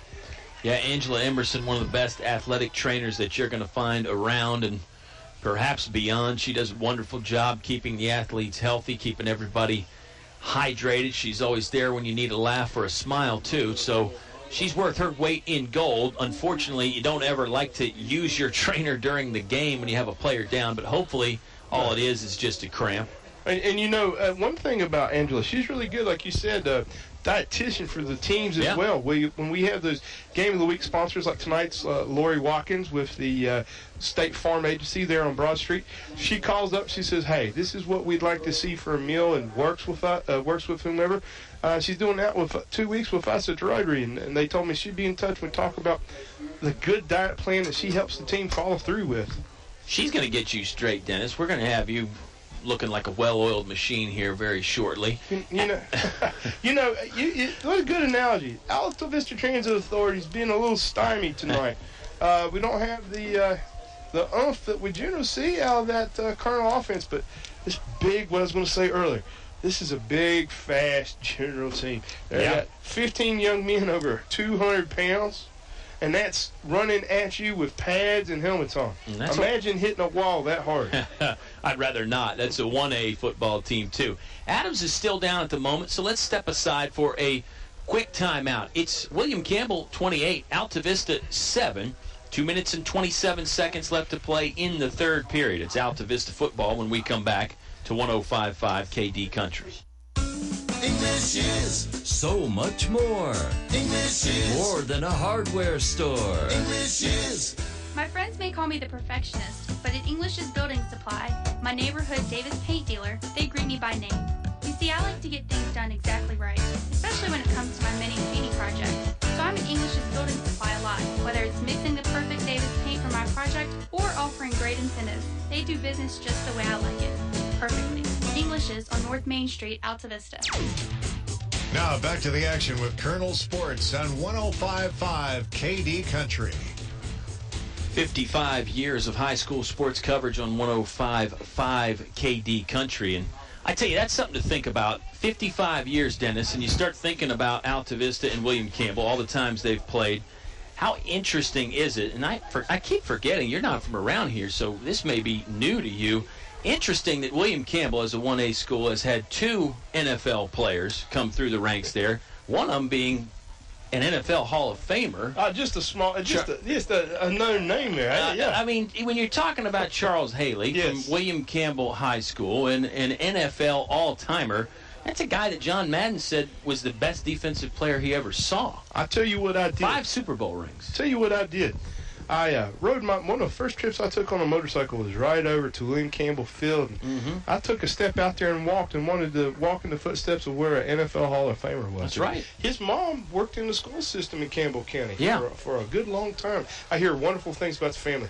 Not a good scene here, too, out on the field, Kyle. They're carrying Jacob off the field. Yeah, you'd think if it was a cramped situation, he would have been able to just sort of struggle off under his own power. But you're right. The other guys are helping carry him off the field. So we'll hope for the best there as far as Adams and the rest of the team goes. It was an injury timeout. That's why we were talking about some of the greats to come through William Campbell. Of course, the other NFL player is Cedric Pearman. I already mentioned a couple of Pearmans on this team. Don't want to speculate on the relationship between Cedric and these current guys, but Mr. Pearman currently on the injured reserves, but he's put together a very good 8-year NFL career. He's sort of a mainstay up there in Cincinnati now with the Bengals. He is. A great career at UVA as well. Well, I was going to say, good UVA boy, and he's our guys to the write-ups over here in the press box with us was talking about William Campbell, talking about physically fit and health conscious. We're doing push-ups and sit-ups during that extended timeout, trying to keep their momentum on the sideline. You got to stay loose, right? Yeah. Altavista football, after the long injury timeout, we're back playing again. It's 2nd and 8 for the Colonels. Gilbert gives it off to Aaron Close. He runs by a pulling guard and then into the tackle from number 10. That's Jordan Young for William Campbell. It's another 2-yard gain for the Altavista Colonels. So a 3rd and 5 situation coming up from their own 40-yard line. Need to get to the 45. Ball stationed at the moment on the left hash mark. Under 2 minutes to play in this English is your complete home center. 3rd quarter. I don't want to say the Colonels have to have a score on this drive, Dennis, but if they want to come back, try a score on this possession would be really big. Not essential, but much needed. Sure. Time is not a good factor for the Colonels right now. 3rd and 5. Gilbert's going to run the option play to the right. Shovels to Close, and the ball is loose. Ball is free on the 40-yard line, and it looked like it got scooped up by a general defender. It's William Campbell football after the fumble. It was picked up by number 10, Jordan Young again. Wow. We were going to talk about Jordan there a little while ago. Jordan's listed as a running back and a free safety. A youth factor for the Generals. 10th grader, 5'11", 185. And, we saw that in the first week. You get in the alley, somebody gets in your face, and the ball pops. It happened at Central Lunenburg in the first week. And you saw it happen again, but, Aaron's not used to being on that receiving. Not having Mr. Adams kind of hurt us on that play. The option pitch was cloudy and not clean. Gilbert tried it anyway, and it came out of Close's hands. Oh, man, Rosser got hit really hard by Jonathan Montague. It bounced him backwards. He somehow stayed on his feet. Then Montague comes over and taps him on the helmet and says, "That was me. Good run, big boy." It was a good run, a 6-yard pickup for Josh Rosser and the William Campbell Generals. You know, it looks like a hit you'll see at the Roanoke, Virginia Pinball Museum, Kyle, because he looked like a pinball bouncing off the sideboard. Mm-hmm. One deep safety for the Altavista Colonels, a running play. They give it to Andre Reed again. He's on his feet, being dragged down now at the 25-yard line. That ball looked like it was coming free at the end of the play, but Reed managed to maintain possession and managed to pick up a first down. Chains move with 45 seconds left to play in the third quarter. William Campbell already sporting a 21-point lead, looking to add to it here. Colonel's defense really needs to tighten that chin strap and get a stop or maybe even a turnover. You know, you never want to – the devil's always in the details or statistics. He's listed 195. He's a lot bigger than that, in my opinion. Plays above the weight for sure. Rosser, play-action pass, looking to the end zone. Coverage is good. Battle for it in the end zone, and it falls down after a touch from Jonte Gord and also Pierre West. Good battle in the end zone there by West and Gord. West, the receiver, Gord, the defender. They were able to sort of knock it away from each other. Good set for both the wide receiver and the safety on that. That was good, clean football, spirited.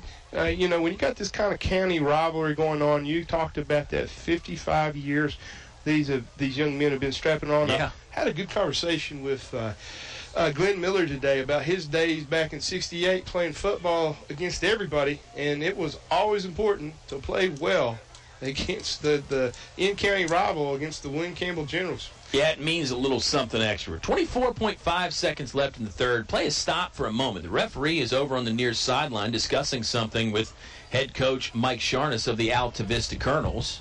What if it was a time issue or maybe sideline warning? Maybe. They're actually talking to Mr. Dean Hubbard at the moment. It'll be 2nd and 10 coming up for the Generals. They look to their right sideline to get a play scheduled in. 28-7. 28-7 is the William Campbell lead at the moment, and now the official talking to the referee again for a moment. It'll give us a chance to tell you that our third quarter is presented by English's, your complete home center. We've got a live broadcast from English's next Saturday, September 30th. It's September 30th at English's. We'll start our broadcast around 9 or 10 a.m. They have Carhartt specials that day. They have Ariat boot specials, Atrium vinyl window specials. So much happening at English's, your complete home center. They wanted to turn off the 25-second play clock is what the official was discussing. Altavista has that here. Not every high school does. Now the official is going to go report to the William Campbell sideline that it's turned off despite the fact that it still shows 25 seconds. That's just the offsetting, I guess. You know, Kyle, I'll tell my wife, Lori, that I want a new pair of boots for Christmas. She's going to be in town next weekend. Yes, you should. You should tell her that. Man in motion. They'll fake it to the motion receiver and instead hand to Andre Reed. He high steps across the 20-yard line, hit around the 16-yard line by Montague and Jonte Gord. Brought down there after a 9-yard pickup. That will bring a close to the third quarter. Time runs out, and we have one final stanza to play here in regulation anyway from Altavista. It's a 28-7 William Campbell General lead. They've got the football to start the fourth quarter when we return on 105.5 KD Country. Napa know-how. When you purchase a set of Napa brake pads and rotors, you get a discount code from Fanatics.com worth up to $50 towards your favorite sports gear. While Napa can't help your team reach the promised land, we can help make sure your car will. Great brakes, great price, great fan gear. That's Napa know-how. Napa know-how.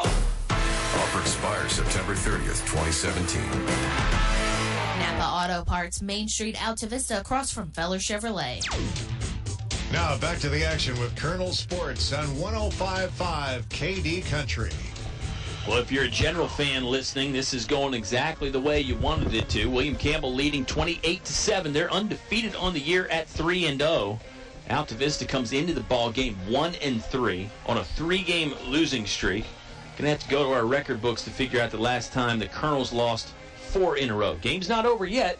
Altavista's really got to play almost perfect in this last 12 minutes, though, Dennis. They do, and they've shown that tenacity. Colonels have shown that tenacity the second half all season. We're down by a multitude of points in Stanton River. Always kept tackling, always kept running.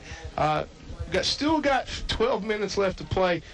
Don't go away from us yet in Colonel Nation. Still a lot of football. And remember, William Campbell scored 14 points in about 90 seconds. So who's to say the Colonels couldn't do the same? We've got strikers, we've got speed, we've got experience, we had skills players, and fundamentally well-coached, solid team. And the other side of that coin is William Campbell's thinking the same thing. They want to score more and just turn this into a blowout. Rosser catches the waist-high snap, wants to throw, fade route, back of the end zone. Pennell is there for the interception. It looks like Pennell caught it, and it is. It's a pick and a touchback. Shaheem Pennell leaping into the air to take the Josh Rosser pass out of the sky. Maybe that's exactly what the Colonels need to get back into the football game.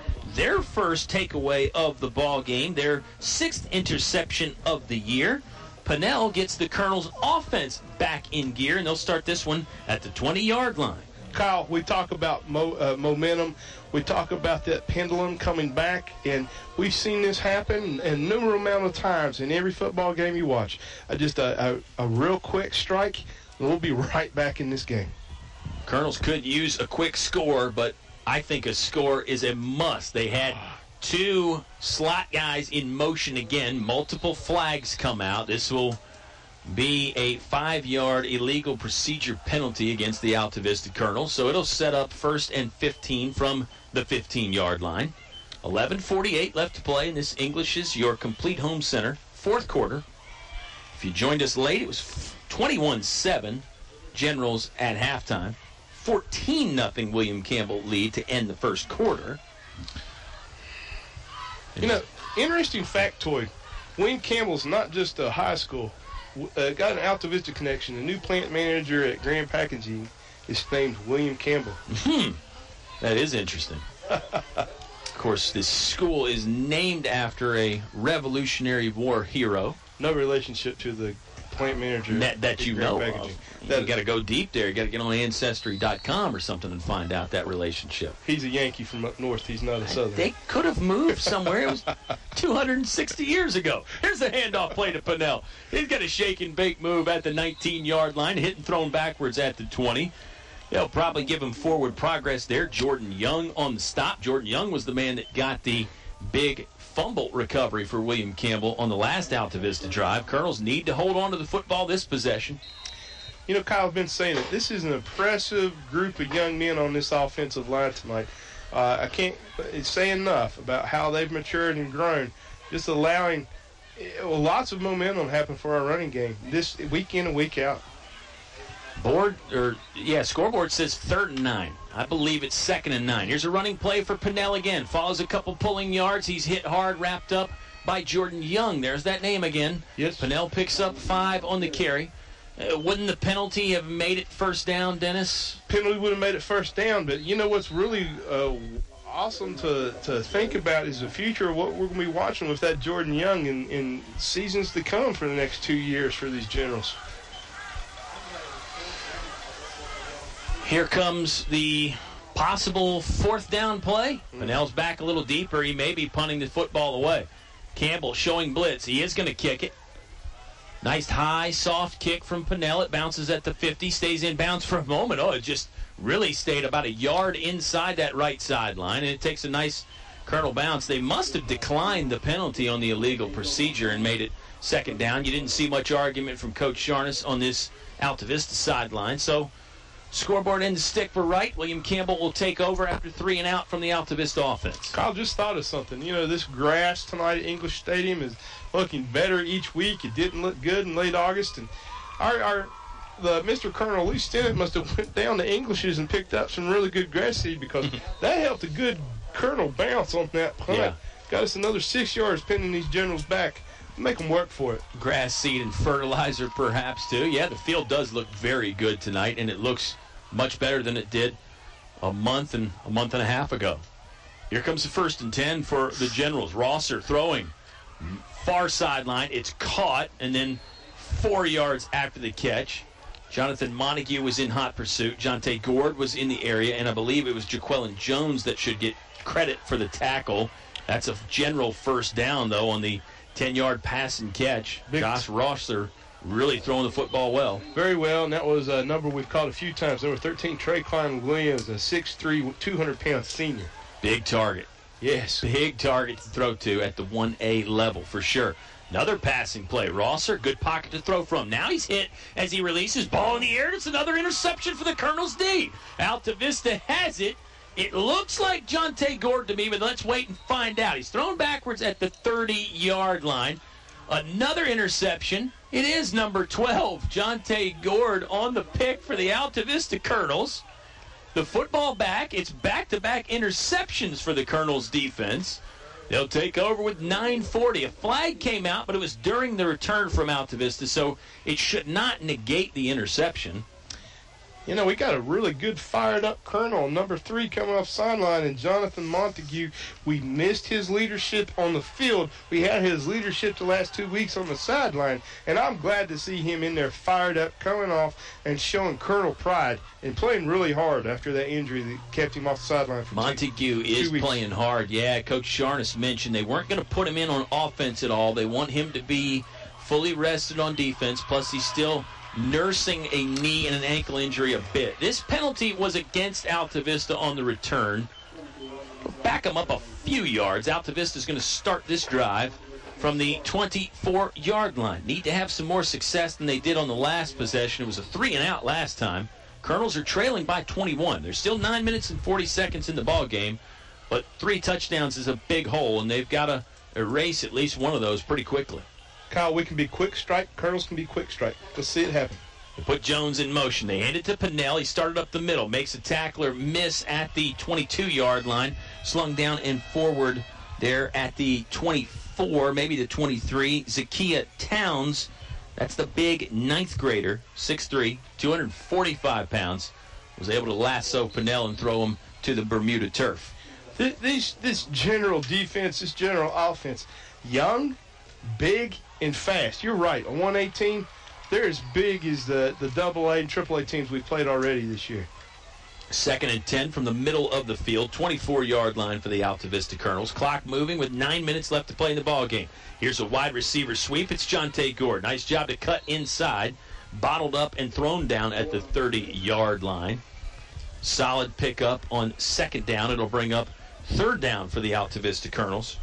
You know, Jonte can kind of give that unassuming look to the opposing team. He's listed at 5'9". He looks a little smaller, and he's very quick. And that right side of the offensive line was a big reason he picked up some more yards. Colonels are 3 for 10 on 3rd downs by my unofficial count, Mr. Jarvis. Here comes a 3rd and 3 situation. Gilbert wants to pass, flushed out of the pocket, lobs it over the top. It's complete there at the 30-yard line. General's defense converged right at the 1st down marker. It's going to be close.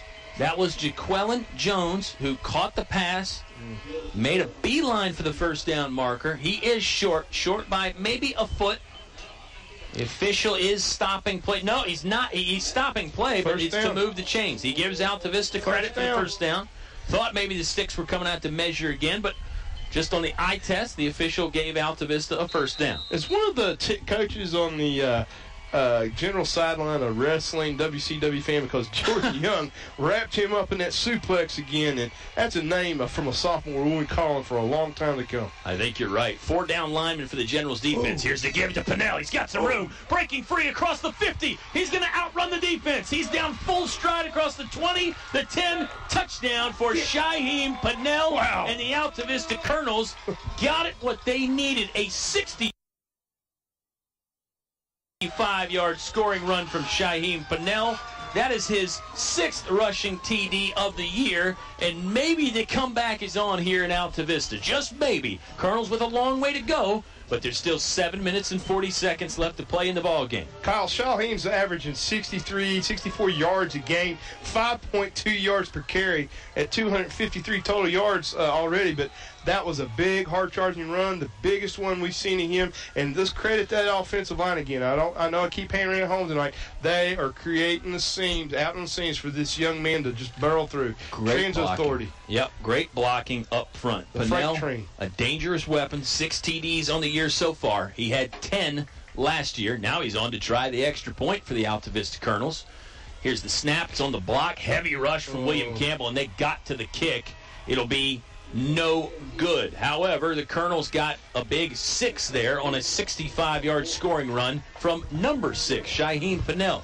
The score is William Campbell 28, Altavista 13. 7 minutes and 40 seconds left to play in the English's fourth quarter on 105.5 KD Country.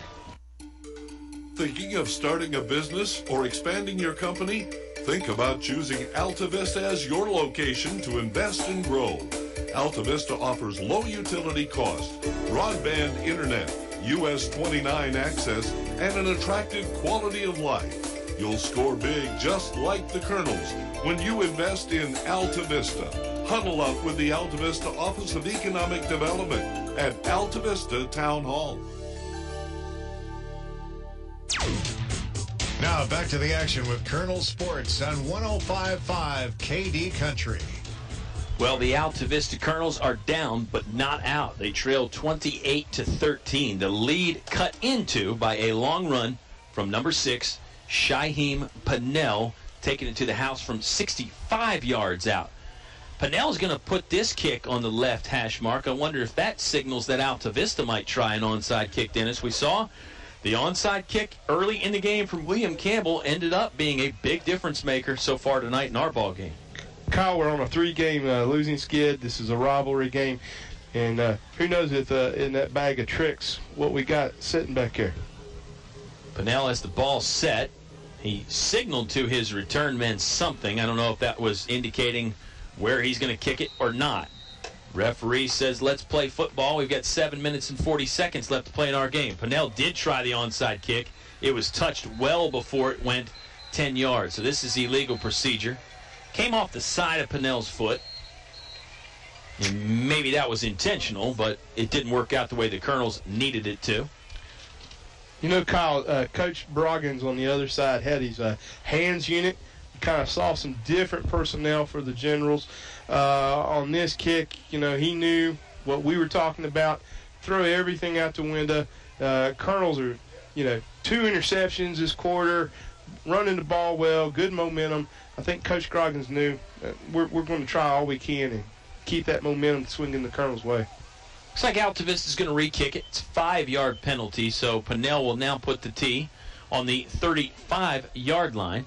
Generals do have 3 players back deep, but clearly they're starting to crowd the quote-unquote line of scrimmage a little bit more. It's not a line of scrimmage on a kickoff, but they're crowding the 45-yard line a bit more, expecting that onside kick. Maybe Pennell will elect to boot it deep now, or the signal from the Altavista sideline. 7 minutes and 40 seconds remain in the English's, your complete home center, fourth quarter. It's a 28-13 William Campbell lead. Pennell will boot it deep this time. Does not get over the head of the return man. It's fielded deep on the 21-yard line, and he really stumbled down on his own power. That was number 20, Rashawn Stevens. Just got going so fast that he couldn't keep the legs underneath him. It's a decent starting field position for William Campbell, spotted on the 36-yard line. Kyle, Rashawn Stevens is a sophomore, listed at about a buck, 175, 5'9". The youth movement for these Generals is very impressive. Our dear friend Roger Keaton tuned in on his way home from another ball game. Mr. Keaton is a big-time football fan. As I recall, he's a UVA fan. I could be wrong about that, though. Roger, let me know. Who do you pull for in the college ranks? 7:35 left to play in our ball game here, and thank you so much to everybody else that's tuned in. We've still got a ball game here. William Campbell with a 15-point lead, but this ball game is not over yet. Generals set to go on first down. Rosser fakes the handoff, keeps it himself. He has some room out here on the right side. Shrugs off a tackle at the 40. Still on his feet. Dance move at the 45. Lunges forward to the 48-yard line. Stays in bounds, which is smart. Keep the clock moving. Clock will stop for a moment because it was an 11-yard gain. They'll move the chains for the first down. Generals rolling again. They lead 28-13. You know, Kyle, the first hit there was from Shaheen. Hitting, stopped some momentum. But this gentleman, Mr. Rosser, runs downhill, he runs uphill, he runs left, he runs right. He's one of those few runners that does it all. He can run from any direction. He can run up the middle. He can run to the left. This guy has got it all. I agree. He's like a craftsman who's got all the tools in the toolbox. He'll use them at his disposal. Here's a handoff to Andre Reed, who's a good runner in his own right. He turns the corner at the 40. He's still on the move at the 30. Stiff arm there at the 25. Drags a couple tacklers down to the ground with him. There is a flag back around the 50-yard line, which means that this run will probably get wiped out. But gosh, Andre Reed, I know the spotlight's been on Josh Rosser a lot, but Andre Reed doesn't play second fiddle very often. Good run there. You know, it's like we was talking with Stanton River. You had T.J. Tester, you had Grayson Overstreet. You have these two young men, but who was wrapped up on that good tackle from Christian Gilbert and Jonte Gordon, number 10 and number 12 in your program. And they are going to back this up, and the Generals are going to be deep going from their left to our right on your radio dial. Two good running backs last week as well to go along with a running quarterback. The Generals have options on their offensive side. You can tell they put up points. They come into the ball game averaging 51 points per game. They're going to be under that tonight, but they've scored enough to do what they need to do. There's 6 minutes and 37 seconds left in the ball game. Almost desperation time now for the Altavista Colonels. A turnover would be very useful here if Altavista wants to come back in this ball game. Rosser, designed run to the outside left, on his feet, skirting the left sideline, thrown forward, tumbles down around the 42-yard line. Another first down gain for Josh Rosser. Let's call that a 17-yard pickup. Looked like for a moment they might spot the ball back a little bit, but it is enough for William Campbell. First down, 28-13. They lead. They love to score again to sort of put the cherry on top.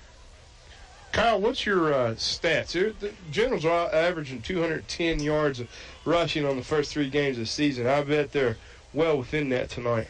I think so. They, of course, have gobbled up a lot of yards in the air, too, with Josh Rosser passing. He's got 3 passing touchdowns tonight. Tyler Easley has caught 2 of them. Pierre West has another. The 4th score coming on a 55-yard Andre Reed run. Rosser up the middle. Designed quarterback run again. Runs through some tackles. Still on his feet, just leaving defenders in his wake. He's across the 20. Little high step at the 15. Looks in the rear view and scores. Another touchdown for the Generals. A 41-yard rushing TD from Josh Rosser. Wow. That probably is the cherry on top. And Rosser showing he is as good as advertised and maybe a little bit more. You know, what I tell you, the start of the game, 81% of their offense, 100% heart, 100% leader. I think you said it, rear view. That was one of those runs, unless you saw it in person, I can't really articulate to you. He is powerful, he's big, and it wasn't for lack of determination in trying to tackle him. He's just that good. Yeah, how many tacklers did he leave laying on the ground? 4, maybe 5. Kick is good from Noah Pearman. William Campbell extending the lead and perhaps ending any thoughts of an Altavista comeback. It's 35-13 Generals. We still have 5:34 left to play in the 4th quarter on 105.5 KD Country. PCM Industrial of Altavista offers mobile welding and repair services, fully equipped service trucks, certified craftsmen, and quick response to satisfy your needs. Contact PCM Industrial at powerconstruction.com. PCM Industrial is a fully insured Class A licensed contractor, OSHA and MSHA compliant. PCM Industrial Services of Altavista wishes Coach Sharness and the Altavista Colonels football team good luck in another winning season. Go Colonels. Now back to the action with Colonel Sports on 105.5 KD Country. Josh Rosser has accounted for 4 touchdowns tonight. He's thrown 3 of them. He just ran one from 41 yards away. William Campbell extending the lead. Altavista still with a small glimmer of hope and 5 minutes and 34 seconds with which to work. I'll tell you, Dennis Jarvis, Altavista is playing a very tough schedule. It seems like every team they face, we're saying, oh, gosh, these guys are good. These guys are great. Even Altavista in week 1, they beat Central Lunenburg, but we thought Lunenburg was a very good football team. William Campbell tonight is showing us how good they are. Single A team, question mark? Serious. Yeah, tall, you're fast, speed. We could put them up against anyone we've played, and it would be a fantastic game. Pierman will hit the pooch soft liner down to the 20-yard line. Gilbert had to take a little bit of time, to scoop it up off the ground. It touched that far sideline. No, it did not. They are indicating, I believe, that Gilbert went down to the knee to pick it up. So Altavista will start on the 20-yard line. Unless there is a flag down over there. Sometimes it's hard to see from the press box. Haven't seen the laundry on the field there. Don't see any yellow out. There is a pair of tennis shoes to the William Campbell sideline that keeps running, has blue lights, but no laundry on the field. It looks like Altavista will start on their own 20-yard line. 5 minutes and 33 seconds left in the ball game. Colonel's trailing at the moment 35-13. If Altavista is still entertaining thoughts of a comeback, Dennis, then they need to score quickly, preferably in the next 2 or 3 plays. We've seen it. It can happen. It can. Let's get it done. Here comes the first play. Running play to Shaheem Pinell. He's breaking free again. Angles towards the sideline at the 25. Still on his feet. Hesitation move at the 30. He gets spun around and tossed out of bounds around the 37-yard line. Another one of those plays where they never got him on the ground. They just forced him out of bounds. It's a 17-yard gain on first down. So that'll help the Colonels. Picking up a big chunk of yards that way. Kyle, let's give a shout out to number 24, Jaden Gilbert, wide receiver, threw a big block and got the extra momentum of the speedster. He knew the speedster was there. I talked to you about clearing people for takeoff. That was all because that wide receiver and that huge block out on the scene. Timeout on the field. The Generals take it. We'll take it with them. They lead 35-13 over Altavista. 5 minutes and 23 seconds left to play in the ball game on 105.5 KD Country. Your home is your biggest investment. It must be handled properly. Let the professionals at D.L. Bryant Heating and Cooling handle your home issues. Donnie and his trained professional staff are ready at 434-841-1580. They can make sure your home or business HVAC system is ready. Ready for the rest of the summer and ready for the upcoming fall and winter. Call D.L. Bryant Heating and Cooling at 434-841-1580. That's 841-1580. D.L. Bryant is ready to protect your investment. Now back to the action with Colonel Sports on 105.5 KD Country. The Altavista Colonels in desperation mode here in the waning stages of this ball game. They trail 35-13. It was a 21-7 William Campbell lead at halftime. Generals stretched it out to 28-7. Colonels made it 28-13 with a long Shaheem Pinell run. And then William Campbell broke free on another one. Christian Gilbert, quarterback keeper, nice spin move in the middle of the field. Then he made a beeline for the near sideline, thrown down there just inside of it at the 48-yard line. It's close to a first down. They're going to mark him just shy. It'll bring up 2nd and inches. First down really would have helped there because it would have stopped the clock for a moment. Down to 5 minutes now and counting in the English's, your complete home center, fourth quarter. Kyle, it's hard to see some numbers, but I think we had number 23, Aubrey Johnson, out on the scene throwing another good block. So we've got a lot of fundamental good plays coming from the Colonels tonight on both sides of the ball. They'll hand off to Jaquelin Jones. He turns it up inside, ran into his own lineman at the 50. He's still on his feet at the 45. Finally lassoed down by a general defender, and then a flag comes out at the end of the play. I think it was Jordan Young again, number 10 it was, who just kind of gave him the rodeo move there and eventually rode him down to the turf. There is a general player down on the field. That looks like number 5, Andre Reed. I wonder what the penalty is. It came at the end of the tackle there, like maybe a face mask, horse collar type of situation. I wonder if Jordan Young plays any other sports, basketball maybe? Generals had a good basketball team last year. Yeah. They had no seniors on their basketball team last year, so you got to believe they're going to be loaded and ready this season come round ball time. We're calling his name an awful lot. Generals are determined. They're all over taking the knee in support of what's unfortunate is seeing Andre Reed, who had a great game thus far.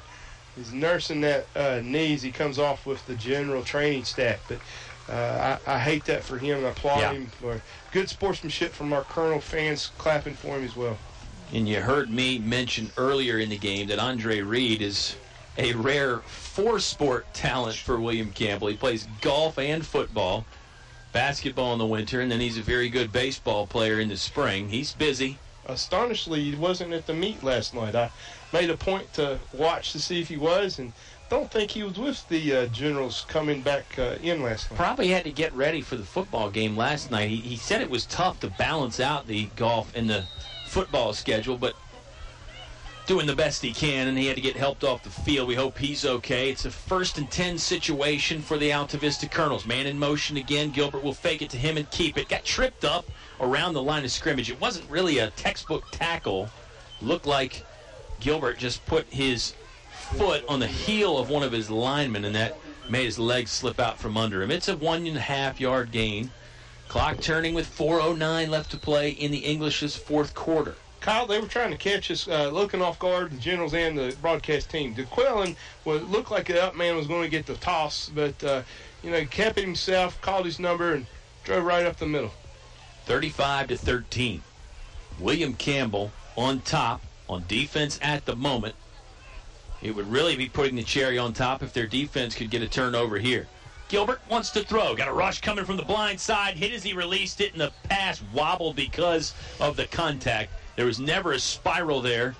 Ball landed on about the 22-yard line. Gilbert is slow to get up. Defender got him from the blind side and hit him hard. Yep. Gilbert looks like he's okay now. The official, good job of officiating here. The official's going to go talk to Gilbert and look inside the face mask there and see if he can see how Christian's physical state is, and he looks like he's going to let him stay in. You want to talk about blindside? That was number 4, Zika Towns, 9th grader, listed at 6'3", 245. Wow. Gilbert lost the mouthpiece on the play. Pinnell went over there and retrieved it for him. It's 3rd and 9 coming up for the Altavista Colonels offense. Clock down to 3.5 minutes to play. Handoff play to give it to Pinnell. Pinnell got spun around and held by the jersey for a moment. Stopped, dropped, and popped at the 35-yard line. That's a gain of 1. 4th down situation again for the Altavista Colonels. They've been okay on 4th down. They're 2 for 4 on 4th downs on the evening. Not exactly a stat you put a lot of faith in, because if you're going for it a lot on 4th down, normally that means you're trailing, and the Colonels are 35-13. This is one of the most physically, fundamentally sound teams we've seen all year. And I'll say again, single A question mark in the Generals. Gilbert puts a man in motion, accepts the chest-high snap, fakes it to Pinnell. Option pitch out there on the outside to Jones. The ball is free. The ball is free, but they've blown the play dead. I heard the whistles. They're going to say that option pitch was a forward pass, and it's just going to be an incomplete pass. That's a turnover on downs for the Altavista offense, and that will extinguish what hopes they had of a comeback possibility. William Campbell takes over with 2:54 left to play in the ball game, already with a 35-13 lead. Now it's just pride on the line for Altavista. You want to keep the Generals out of the end zone. If you're William Campbell, probably would love to score one more time in this ball game. I was getting ready to say, Kyle, I think Coach Broggins is just going to play ball control. We're going to see just a simple, different look now at this stage of the 4th quarter. And, we've had 2 really nice momentum drives, killed with momentum. A long drive to start the 3rd quarter, a long sustained drive here. Didn't give us what we generally like to see, a pay dirt for the Colonels. And that one's a little hard for them, I can tell. Colonels had back-to-back turnovers there in the 3rd quarter with an interception and a fumble. Turnover on downs right there. Referees are taking some time before they put the football in play. Generals, it's probably a little bit too early to go into the victory formation and take a knee. There's still 2:54 left to play in the ball game. They would need to pick up at least 1 first down, perhaps one other one. Rosser's still in there. He's going to hand the football off. I think this is Pierman on the carry. I believe it was Noah Pierman that ran the ball off left tackle. Let's wait and see when they unpile. It's a 7-yard pickup on first down for William Campbell. Oh, it's number 10, Jordan Young. That's a name we've been calling an awful lot tonight other than Mr. Rosser. And, like I said, I thought we would see a little different move from the Generals. And they're just going to kind of waltz this in and try to not let us get a fumble, get a turnover. So, penalty at the end of the play. There wasn't a very clear signal by the official as to what the penalty was, but the football moves all the way up to the 43-yard line. It's a pistol formation for William Campbell to go along with their Nevada-like uniforms. Here's the shotgun snap. They give it to Jordan Young again. He's off the left tackle, ran through Jonathan Montague's would-be stop, and then brought down out there by Aaron Close. Jaquelin Jones and Jonte Gord was in on it as well, I believe. It was good point. We were walking up the hill before the game, and we both said that Nevada look where the pistol started 15 years ago or so. And, this young man, number 10, this running back, we've got a new no, we don't have a new quarterback in, but Mr. Young is playing well above his weight and his sophomore class too. Yeah, Jordan Young and Noah Pearman, a very good duo at linebacker for William Campbell. Here's Josh Rosser again on the move, shedding tacklers, waltzing his way across the 25 and then hit at the 20. Finally brought down around the 18. Hey, Kyle, just got an interesting factoid. UVA 21, Boise State 14 at the half. Yeah, I was consulting with the confirmed UVA fan, Roger Keaton, about that. The Cavaliers, about a 2-touchdown underdog on the road in Boise, and they're holding their own, and I'm sure former Altavista player Juan Thornhill is a big part of that. 1st and 10 for the Generals. And Wayne Mitchell, listening out on KD Country on the radio, he's a Colonel and a Cavalier. There's a lot of Cavalier fans. Oh. Don't let the Hokie fans fool you. Here's a running play and possibly a touchdown for Jordan Young. It is. He's in the end zone from 18 yards out. Jordan Young really sort of took his time, very patient, waiting for the hole there, and it fooled me a bit. Then he finally kicked it into 5th gear and scored an 18-yard rushing touchdown for Jordan Young. You start to see a lot of the fans filing out of the stadium, the good William Campbell crowd that has made the trip. A lot of them on their feet over there on the far bleachers. Generals are going to stay undefeated on the year. They'll move to 4-0. Colonels, this will be their 4th loss in a row, if you can believe that. They really haven't played that bad at all, Mr. Jarvis, but some tough matchups, tough opponents, a couple breaks haven't gone the Colonels' way, and all of a sudden Altavista is going to be 1-4. Here comes the extra point try. Noah Pearman's right-footed kick skirts over. No, pardon me, it did not. It was incomplete. First one he's missed, or no good, rather. It's still a 41-13 William Campbell lead. All Generals, we've got 60 seconds left to play in the ballgame on 105.5 KD Country. There's just one place where students are students first, and athletics are played with purpose and perspective. That place is your local high school. High school sports offer more than the joy of competition. Studies show that student athletes in Virginia are also likely to enjoy greater levels of achievement in other areas of their lives, including academics. High school sports, a winning part of a complete education. Brought to you by English Construction Company, with offices in Lynchburg. Now back to the action with Colonel Sports on 105.5 KD Country. William Campbell scoring again, extending the lead, 41-13 Generals. Wow. William Campbell averaging 51 points per game coming into the ball game. I said they weren't going to get there. They're going to get pretty close, get within 10 anyway. Altavista is going to get the football back one last time. Shaheem Pennell and Christian Gilbert deep to return for the Colonels. Most of the kicks haven't gotten to the deep return men. William Campbell has elected to pooch it, squib it, and onside it. Everything but kick it deep. This one is pretty deep. Gilbert fields on the 18-yard line, right hash mark. Angles back to the middle of the field. Now he wants to come to the near sideline. Good block out front from Shaheem Pennell. Right-handed stiff arm from Gilbert. Tossed out of bounds, stayed on his feet at the 50-yard line. That's where the Colonels will take over on what should be their final possession of the ball game with 50 seconds left. Kyle, you made a very solid, astute point. The we may have hit a wall the last 3 weeks. Will be 4 weeks. But the Colonels don't give up. The kids, the student athletes will come off the sideline hanging their head. They're positive. They're focused. They're driven. They stick to a game plan. We don't have a lot of numbers on the sideline. The other teams we play, if you look across the way with the Generals, they're 2 and 3 deep at each position, and it's just been that golly, it's like playing the SEC West week in, week out for the last 4 weeks. Yeah, the Colonels' morale is definitely going to drop. It has to when you lose 4 games in a row. But I don't think you got to be concerned about the Altavista Colonels playing hard. They're going to continue to do that.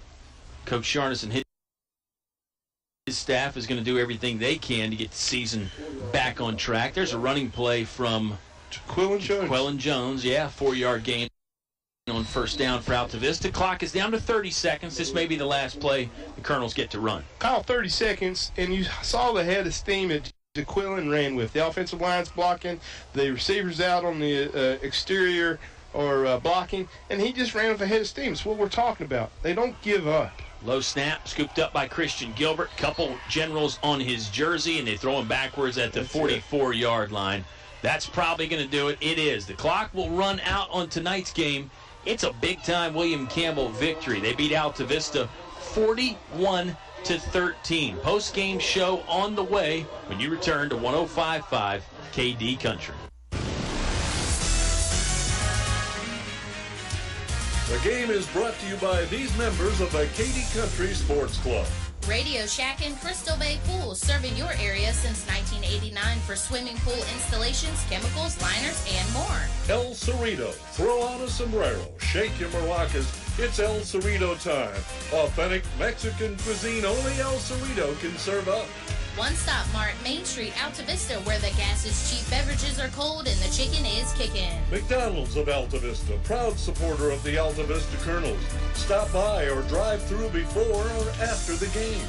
The Dairy Freeze with hot dogs, burgers, fries, and of course ice cream. They're doing it right at the Freeze on Main Street, Altavista. Old Dominion Insurance. See Kim and Gil, your Erie insurance agents on Main Street, Gretna, next to Tyler Flower Shop. Thanks for sponsoring tonight's broadcast on 105.5 KD Country. Now back to the action with Colonel Sports on 105.5 KD Country. Post-game show is here from English Stadium, Altavista High School. The site, William Campbell, moves to 4-0 on the season with a 41-13 win over their Campbell County rival, the Altavista Colonels. It started with a bang for William Campbell. They scored on their opening possession. It took them about a minute to do that. They recovered an onside kick. Then they scored on the very next play, and in about 90 seconds, it was a 14-0 General lead. Colonels got back in it with a second quarter touchdown. And Altavista had their chances, although they trailed 21-7 at halftime. Second half was more the same from William Campbell. 7 points in the third quarter, 13 points in the fourth quarter to cap it off. Altavista scored with a Shaheem Pannell touchdown about midway through the fourth quarter. But this game tonight, Dennis, it was a lot of Josh Rosser, the quarterback for William Campbell. Ran for 1 touchdown, threw 3 touchdowns, 2 of them to Tyler Easley, 1 of them to Pierre West. The other touchdowns for William Campbell, 1 from Andre Reed, a rushing touchdown, and the last one, Jordan Young, a rushing touchdown. This is a very good William Campbell team. You know, when I did my game notes in preparation, I talked about, I found out, real balanced attack, 210 yards by these Generals coming in on the ground, passing about the same, 209, real balanced. Talked about Rosser's 81% of their offense. I think 100% leader, like I said. And, this is a big team. As far as single A goes, they're the elite of the class that I've seen out of the 3 that we've played. I'm sure that the other teams on their schedule are going to know what we know. That RPO, run-pass option offense they have, big. They're solid up front. There's a lot of youth on this William Campbell team. There's a future bright for their season, but a future brighter for seasons yet to come. I don't want to talk about this growth over here for our Colonels. They're all kneeling down with this leader, this General of our own, and Coach Sharness. He's bringing these young men together. There's no hands sullen. There's no head sullen. This is a team that doesn't give up. This is a team that's determined. This is a team that's playing well above their weight class, well above a lot of people's misconceptions of what a team should be. And I'm very pleased to be a part of this winning tradition.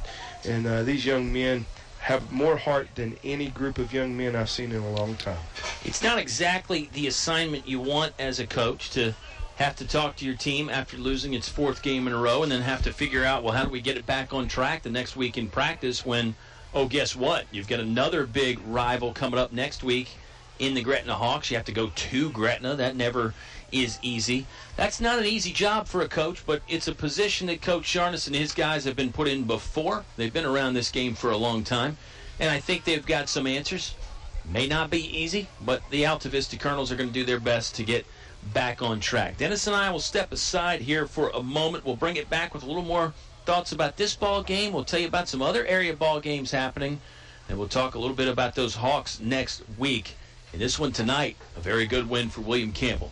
It was a 41-13 general victory. We hope you enjoyed hearing it live on 105.5 KD Country. Whatever your truck, car, SUV needs are, Highview Motors GMC has it all, from small to tall. New to pre-owned, offering more than just GMC sales. Highview Motors GMC provides 24-hour towing, full-service body shop, state inspection, transmissions, everything in between. Highview Motors GMC, providing top-quality service since 1961. Small to tall, we've got it all. Highview Motors GMC. Finch and Finch Funeral and Cremation Service. A family serving families since 1905. Service you can trust and prices that work for your family. During the moments in life that matter, you'll be able to feel the difference made by family ownership. Finch and Finch, families serving families since 1905. Finch and Finch Funeral and Cremation Service. A family serving families since 1905. Now back to the action with Colonel Sports on 105.5 KD Country. I'm Kyle Haney. My partner in crime is Dennis Jarvis. Our sound engineer is Katie, doing wonderful things back at home base. You're the final piece of that puzzle. We appreciate you tuning in tonight, whether you stop by for just a minute or the whole thing. We really are grateful and thankful to have you guys and gals out there listening. Dennis, final tonight here in this one, William Campbell 41, Altavista 13. Some other scores from around the area. Big one in Lynchburg. EC Glass beats Heritage 14-12. First time the Hilltoppers, have beaten the Pioneers since 2010. Wow. Yeah, big win there for EC Glass. The team that we will see in person next week, the Gretna Hawks, they rolled over the Chatham Cavaliers 60-14. Appomattox beat Dan River 34-21. JF all over Liberty 48-26. That's a final there. These games are still going on. LCA beating Rustburg 42-14. Amherst beating Brookville 42-21. And Franklin County and Bassett are tied at 35 at last glance. So some good football still going on out there late into this Friday night. And we had a good one here tonight. It went the General's way 41-13. You know, Kyle, 3 weeks in a row. Last week against the in-county rival. This week, another cross-county rival coming across Yellow Branch. And then next week, if I learned anything in the 3 short years I've been in Altavista, it all comes down to Gretna. Mm-hmm. 3 weeks of rivals in a row. Yeah. When I said SEC West-like schedule, this is what I mean. Big boy football. Altavista is playing Stanton River. They're playing Rutsburg. They're playing William Campbell. And then comes the Gretna Hawks, who sneaked into Radford last week and shocked those guys on a Friday night and surprised even the staff at DBJ7 on their hometown call last week. So it's going to be interesting. It'll be my first experience with you and this great team you've put together the last 55 years in what is really that big rival game. Like I want to say Auburn, Alabama, Ohio State, Michigan. Very heated. Two crowds who love to play each other and see each other in church on Sunday after the game and eat fried chicken at the Riverside Grill, that sort of thing. So very interesting next Friday night. All great points by you. It's going to be always a big game when Gretna and Altavista hook up. Doesn't matter the